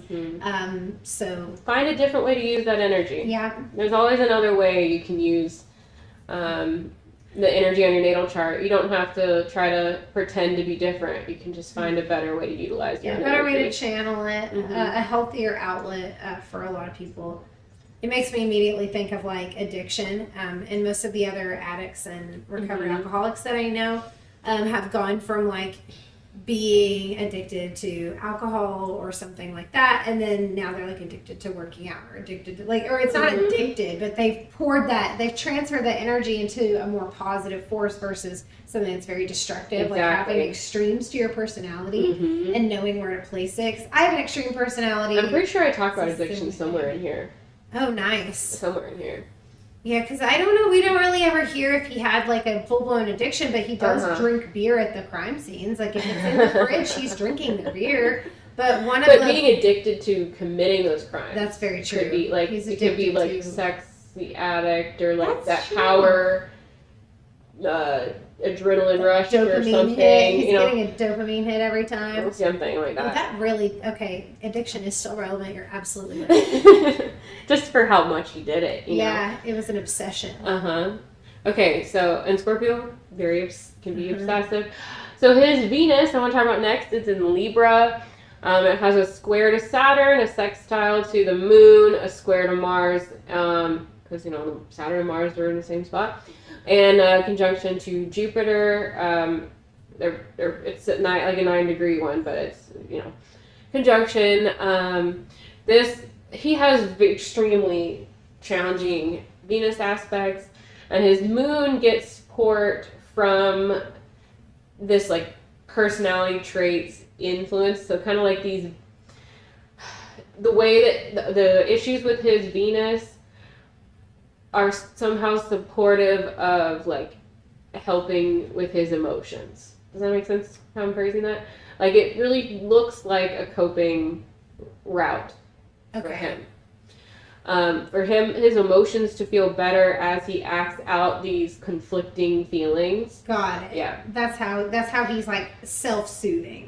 In a way, yeah. And it's a stuck energy because there's this quincux to it, over down to the Mars and Saturn placement. I mean, where it's like his emotions are really chained or bound to that evil king aspect. So there's like no emotionally looking past it. Got it. So he's really like stuck there, and he's got to do something with that feeling. This Venus in Libra, with the aspects he has, it can lead to feelings of rejection, isolation, loneliness that starts at an early age in life. This can show how you how you deal with this throughout life will depend on like how much love you receive from your parents. So especially like a father or grandfather figure, and like school age crushes, like. Oh no! Yeah. I don't know a whole lot about early crushes. Like early interactions with the gender you're attracted to will kind of show how this comes through. His early interactions that we know about were very bad. So I feel like it didn't work out well for him based on the limited information we have about his childhood. Right. And I really, really tried to dig around for info on his childhood. I wanted more, but take what you can get sometimes. Well, the difficulty in expressing true vulnerable emotions, especially in partnerships and relationships, can make them more likely to assert themselves based on the Capricorn conjunction with Mars schema. Did I say that right? Yeah, makes sense. I mean, I think so. Okay. Want versus ability themes can come through with this.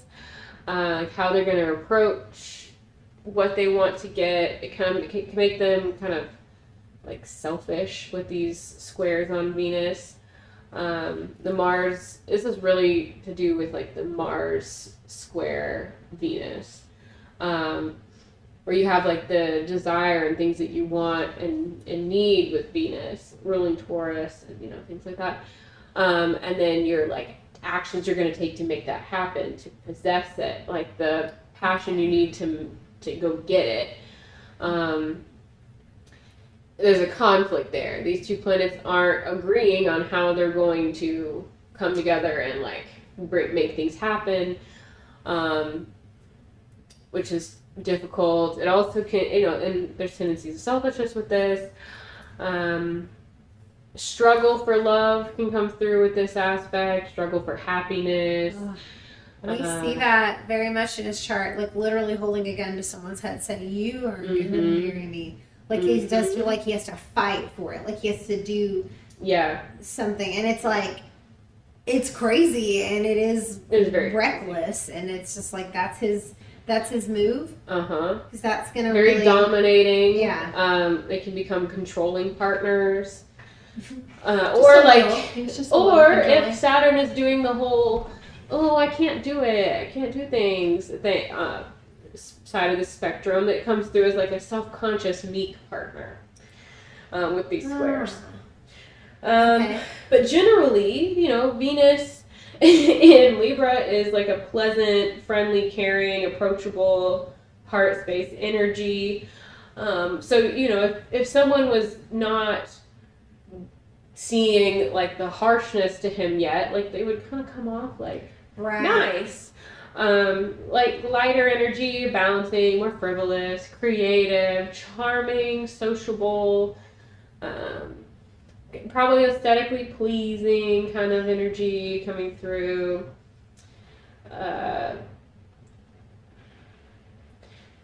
But with all the harsh aspects, it makes it really, really difficult. It can make him really sensitive to like these perceived cues, like trying to read people, especially with the Scorpio energy, trying to read in and tap into how people are really feeling, trying to figure out who you can trust. A lot of Scorpio energy is trying to figure out who they can trust, how they can feel safe, trying to control the environment. And with this being who Libra is, you're really sensitive to the cues that suggest that someone's lying or not, they don't really love you, they're actually rejecting you. They can perceive that they're being rejected more often than they really are. They will start to expect this rejection in love and with people who should be caring about them. Whether they're conscious of themselves kind of doing this or not, it can be something that's subconscious that they just do. Which obviously leads to like negative situations in love life.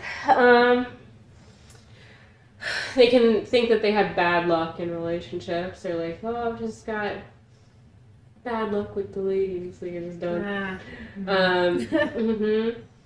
let's see, the people with Venus and hard aspect to Saturn can also like downplay their physical appearance or pay excessive attention to it. Either way, Ooh. like more self-consciousness. I have a comment about this. So he does pay extra attention to his physical appearance.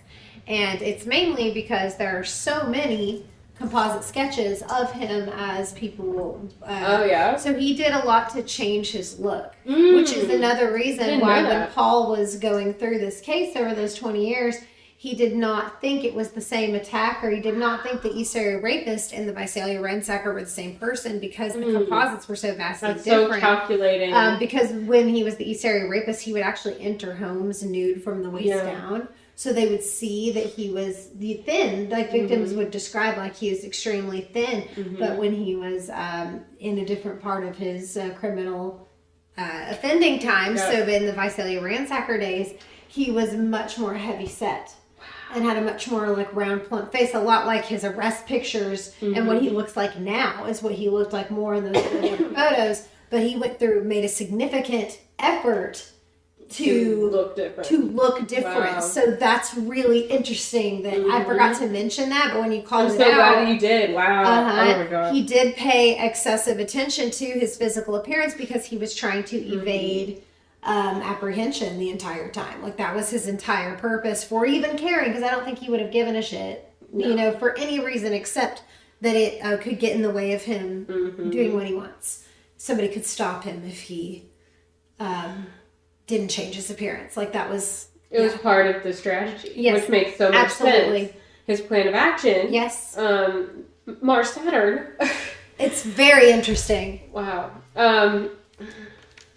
Also, I think it's interesting how he usually has, like, he was married, he had a partner for most of his life, and they were together almost 20 years where they were actually married. So, like, or not married, they were married a lot longer, but they were living together until 1991. But he prefers to have a partner around, which is very Venus and Libra. Yeah. They value companionship with one other person, like a partner. Venus and Libra can also tend to have deeper issues of like wanting to keep the peace, acquiescing partners, and then thinking of themselves as like a martyr, just trying to play into what they want to hear, doing things like agreeing to things just because they think it'll make the other person happy, even though they're pretty much lying. It's a form of manipulation. Yeah. So if you have this placement on your chart, make sure to stay direct and mediate. Make sure you're not doing this. It's important. Avoid those issues. This is also the shadow sign of the zodiac. It's opposite Aries. It would be opposite like the first house in that way, where if the first house is your identity and the self, the light you have, then directly behind you would be the seventh house ruled by Libra. And you see that where Aries represents like the ego, and then we get to Libra, and that's the first sign where you start to acknowledge another person. Where you're starting to look at the duality. You're starting to look at like, oh, well, someone else. I'm putting someone else, my energy into someone else. Libra can often have like a lack of ego kind of energy behind them. They're having to look to see themselves in the reflection of other people. Not that he did this, but I'm just kind of explaining that when that energy is there, so when Venus is there, it's kind of like your heart is in that energy. So it's kind of, it makes it where you want to have another person to bounce off of with that loving energy that you have, and being able to reflect your values and things like that. It can make, you can bring in security. Let's see. The moon and Venus also play very strong roles in the charts of people, which we often consider as psychopaths. Let's see, I took a quote from someone. I want to make sure I almost feel like some of my notes didn't save because I had this in quotes and I don't see the person's name. I see quotes. I do. Okay. well, I'll try to like not say it word for word, I guess, but these charts of a lot of these allegedly unfeeling and cold-blooded psychopaths have an emphasis often on the water element, which might be surprising. But from a psychological point of view, it becomes clear that these people often had difficulties coping with the strong sensitivity and emotions. So they found it easier to kind of try to block them off and put up walls. And we see this with like the Scorpio energy excessively, trying to keep themselves safe and like control their environment, you know? Where Pisces energy tends to be more like a little bit more boundless, and Cancer is more like, oh, I'm kind of riding the waves of things. So, yeah, it's easier for them to lock their feelings away, keep them kind of like watertight. But let's see. They use their strong capacity for empathy to kind of slip into their victims' minds. To find out like what their weaknesses are, how they might handle the manipulation, to really feel into how to manipulate them further, to take advantage of that. how do I exploit this even more? How can I exploit them He did go extra links after, again, listening to the victim impact statements, like hearing exactly what he did, and exactly like a mother watching her son get gagged and thrown in a closet, or like, you know, it's just like, he did find out, like, because he stalked his victims for long periods of time before he actually attacked. So they were hand selected. He was doing those things and learning about them. So he was so gross. And so what I was going with this is that like having his moon connect with his Venus with that sextile, I think they're supportive of each other, so it really makes it more and more like on the tendency of the psychopath. With all that hurt coming from Venus, trying to cope with it emotionally. Real quick about his Juno placement with the marriage and kids. He does have it in Libra, which I think is a pretty good sign for that, for partnership and things of Libra.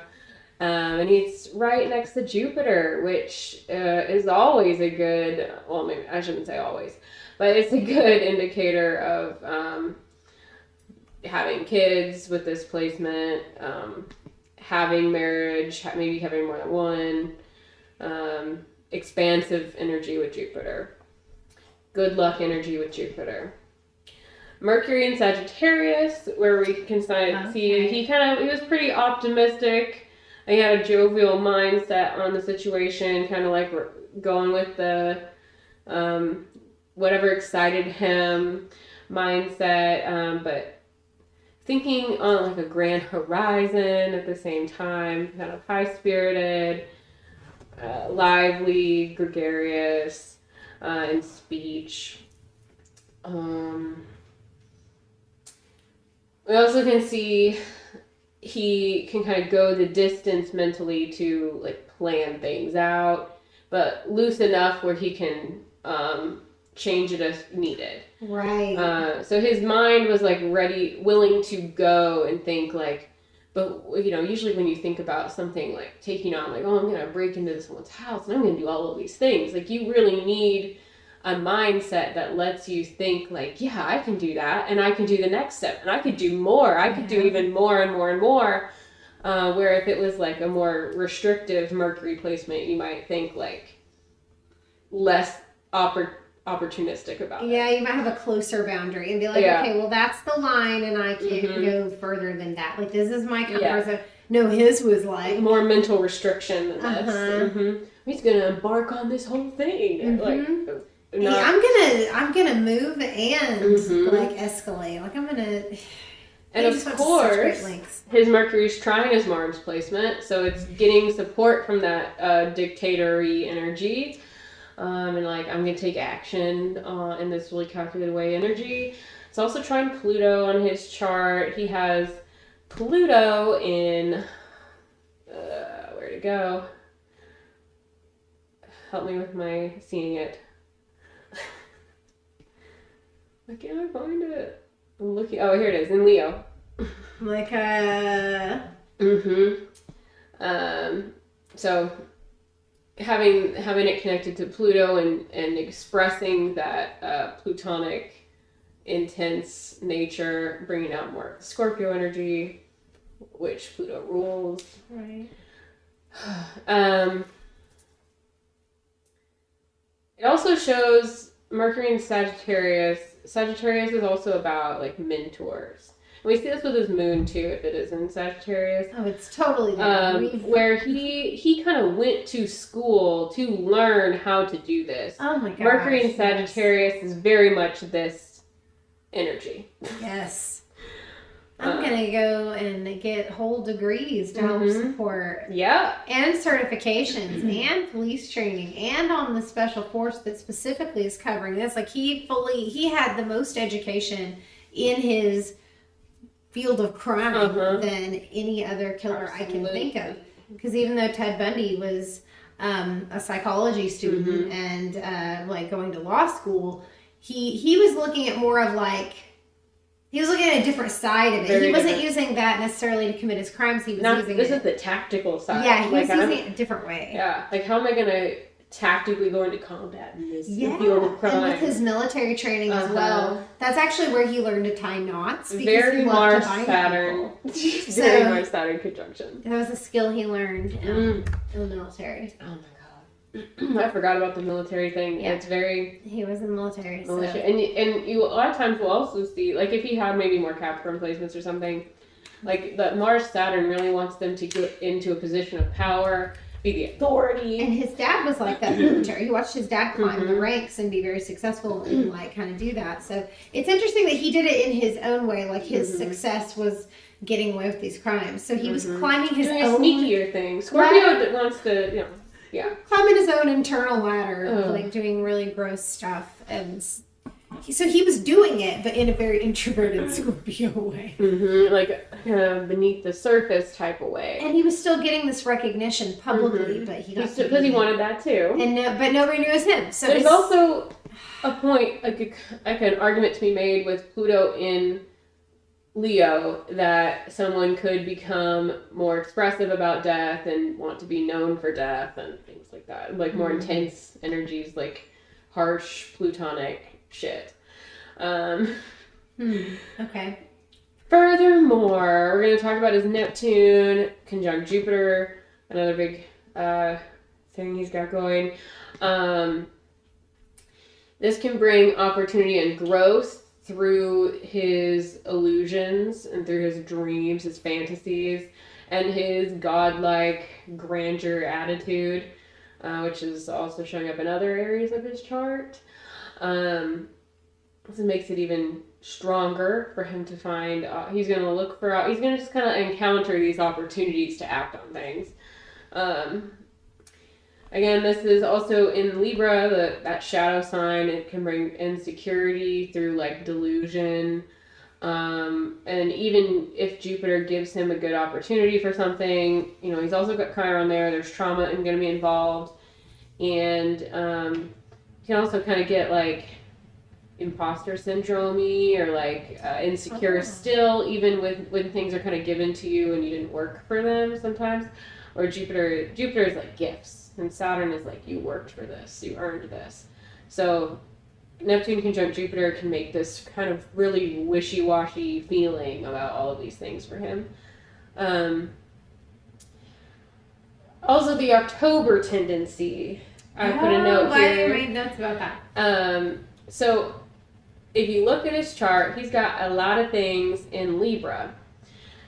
And specifically starting around the time that the sun would move into Libra like today? Around October 1st every year. So like early October is where his first planet is in Libra. Like if you looked at so everything around like I went back earlier and did this, but like the first like week or so of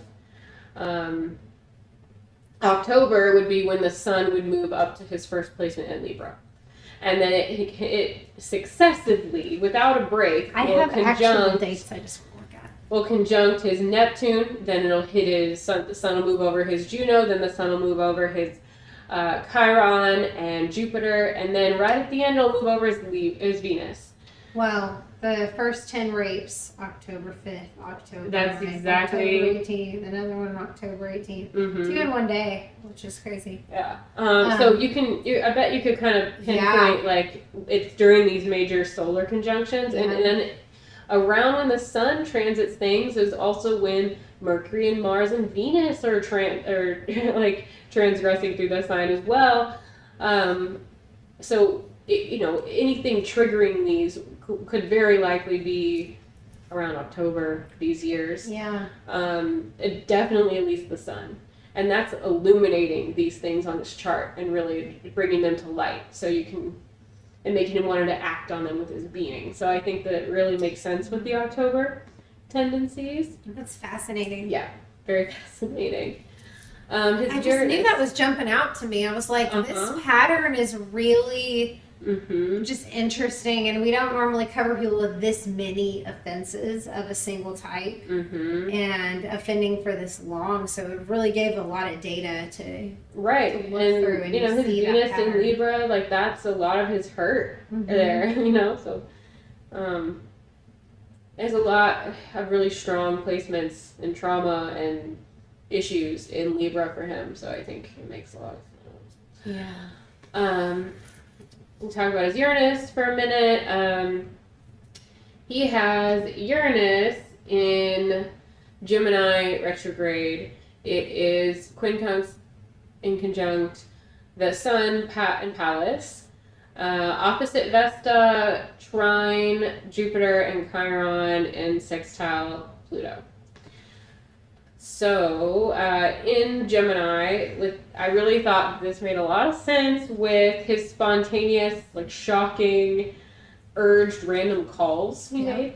And it was very, like, for internalized reasons why he did it. Like, and Gemini, very chatty, chat. I'm going to talk to my little posses of people, my little posses of victims, my groups of victims. I'm just going to call them up real quick and, like, gonna hit him up on my little urges, say something shocking, really just spontaneously, very Uranus, in my opinion.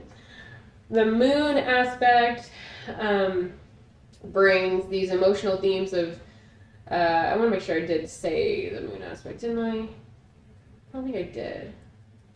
What was I thinking? The sun aspect, I think.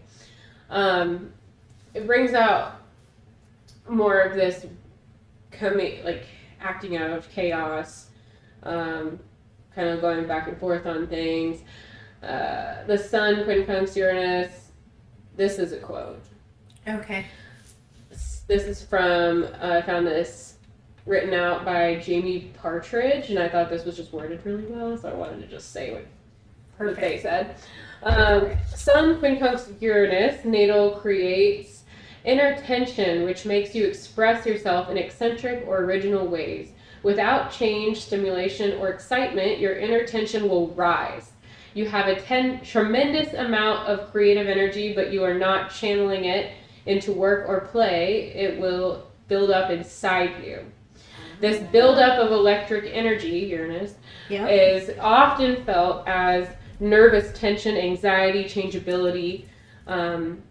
As you begin to anticipate change or excitement, you may become irritable and jumpy. As the energy and tension continue to rise while you remain idle or underperforming, a certain critical point is reached where the energy must be used. If you don't put this high-charged electric energy to good use, it will make you feel erratic, agitated, disruptive, rebellious, and arrogant. This buildup of energy would then escape your body in an uncontrolled way, such as like sudden outbursts, rash actions, accidents. They have to basically like find, if you have this aspect on your chart, she pretty much says, you have to accept that you're different. Okay. You have to find acceptance that you're different. He was definitely, I feel like when he stopped defending, he was still having like outbursts with his neighbors. Like his neighbors still thought he was an asshole, and he was still like, you know, like it was still coming out. It wasn't coming out at his family, which is great for them, but it was still coming out, and it was, Yep.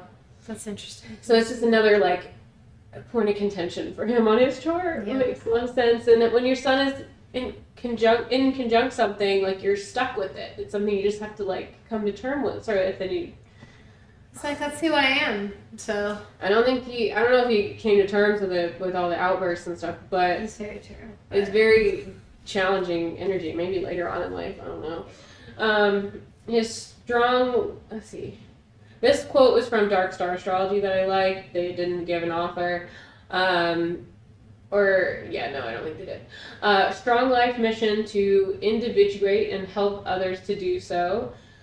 The native as a child felt compelled to stake their claim on their own personality as opposed to that of their fathers. This, or maybe a grandfather, depending. This often alienates them from their family, worrying if they get too close to the father, they might lose a part of themselves. I think this was about a specific aspect. Interesting. But I wonder if he was like, in a lot of ways, trying to avoid becoming his father, but like obviously was much worse, because even if his father was abusive, which is terrible, his father wasn't a serial killer and serial rapist, to my knowledge. Yeah, this was specifically involving the in conjunction to the sun as well. So yeah, not wanting to become his father in a way. That's what it. Yeah. I have a thought to pull up the chart from when he was arrested. Okay. Yeah. So it looks like he was arrested at in Citrus Heights, California, on April 24th, 2018, around 4:30 p.m. is where people are guessing. We're approximating it based on a few different pieces of information that we have available. The fact that we know it was afternoon, we know that he was cooking and like preparing for dinner, so it was like early. And what was it, roast? I think? Yeah, he said he had roast in the kitchen. Yeah. From what I saw that the person wrote. Yeah, that's right. A roast is going to take a little bit longer. That's like sometimes a crock pot situation. My mom threw that shit in the crock pot, and it was so gross. It was so disgusting. I hated it. I bet. Slimy meat and like soft vegetables. It was terrible. So speaking of food, do you want the trail mix stuff I bought? Absolutely. Go grab it. The answer is 100% I want trail mix. I got party mix, Fiesta party mix. As long as that like chewing isn't distracting, I would love to eat I it. think you're good. I can see your energy draining, so I was like, she needs some. I've been up since about 4 a.m. Get some energy from the candles. We added candles if you're watching. I needed coffee. I should have coffee. Coffee could have been good. So it's a thing. Let's see. So when I pull up his arrest chart, the sun was in Taurus. The rising would have been around the last decan of Capricorn. But again, this is approximating, so it could have been earlier in Capricorn, it could be over into Aquarius, maybe even Sagittarius. I feel like if we get into Pisces, that's like really into like more of an evening arrest, not really afternoon. So somewhere around there. I'm probably going to stick with the Capricorn timing. I'm going to trust my source. It really does. Somewhat blindly. I feel like it wasn't late evening.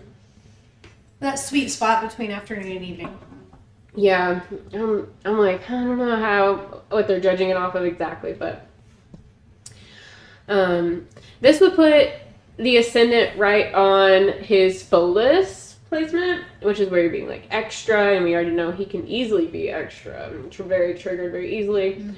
Really where you can beat a dead horse with some kind of energy that you have. And over this placement on the transit chart of his arrest time was a big conjunction with Pluto retrograde, Mars, and Lilith. So we see him being like more extra and carrying out these energies related to him empowering himself, defending himself, being protective, being harsh, also like taking action. So there was some themes of that arising. We see Jupiter moving through Scorpio at the time, which is very cool. Actually, was that the... I want to make sure I said everything right. Okay, with Jupiter going through Scorpio, it was right past his solar placement, but it was still a conjunction. It was also conjunct Pallas, not quite conjunct his Lilith, but that Jupiter bringing him this kind of magnanimity at that moment, I think makes sense. Being seen, eyes on him kind of thing. He was also just like so blasé about it. Like became a big deal. He didn't think anything would happen. He probably felt like he had luck on his side at the time. Yeah. Which also plays into where Neptune was in Pisces, and it was trining his sun in Pallas, so he probably felt like he had this kind of fantasy going on at the same time. His god complex was benefiting from that aspect. I want to look at...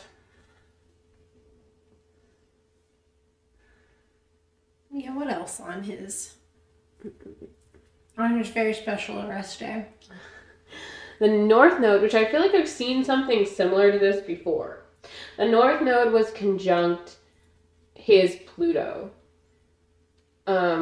where it kind of brings like the movement of people as a collective, like the place that we're all moving together kind of energetically at the same time, being towards him and his like plutonic energy, like having to do with death and transitions and being harsh and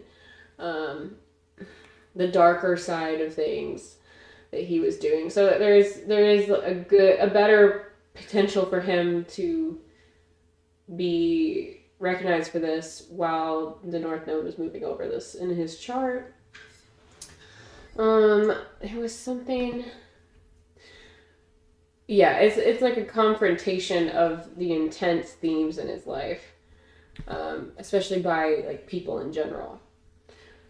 Yeah, it's all coming down on him all at once. It's all coming down. All the things that you did, all the time you got away with it, 42 years. It's a long time. And it all boiled down to this one day. It's really crazy. It really is.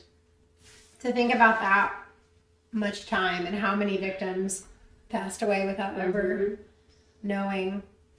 All of these, the North and South Node, and with Pluto, making a squares over to his Lilith, so his personal self-empowerment is being fought against, like conflicted at this time, so he wasn't able to kind of get away with it the way he normally would with those Lilith and Scorpio shit.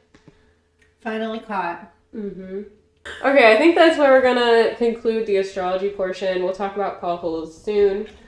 Another time. Yes. I look forward to that occasion so much. But thank you guys all for being here. Thank you for listening. Thank you for showing up and supporting our podcast. You can support us for free by liking our video, subscribing, giving us a rating, review, whatever platform you're on. It really helps boost us up so people can find us and know about us and know that we're here. So we really appreciate that. Or if you feel so inclined to join our Patreon, we've got some really good stuff on there. And right now, again, like we said at the beginning, you can get grandfathered in at whatever price you choose until Halloween. So until October 31st, 2021. I didn't know what the year was for a second. But yes, you can support us there if you'd like to. Mm-hmm. We will continue to give you awesome content in that space. Yes. If you want readings from us individually, yes, you can do that. You can reach out to us or go to my website. We both do energy readings, and I also do astrology readings, and she does dream interpretations, which are amazing. Currently I have a shadow side reading, shadow self reading that I do every year around like Halloween-ish time. I did it for only October last year, but this year I'm expanding it a little bit to Libra season and Scorpio season. I'm only offering it during that time this year. It's such a cool reading, you guys. Like, very cool. I love mine. Now I need to go back and re-listen to mine from last year because just to revisit it. That you're amazing what you do. As everybody can see on the podcast. So, again, thank you guys so much. We really appreciate you. Please continue to love yourselves and chart all the bitches in your life. And we'll see you next time. Bye. Bye.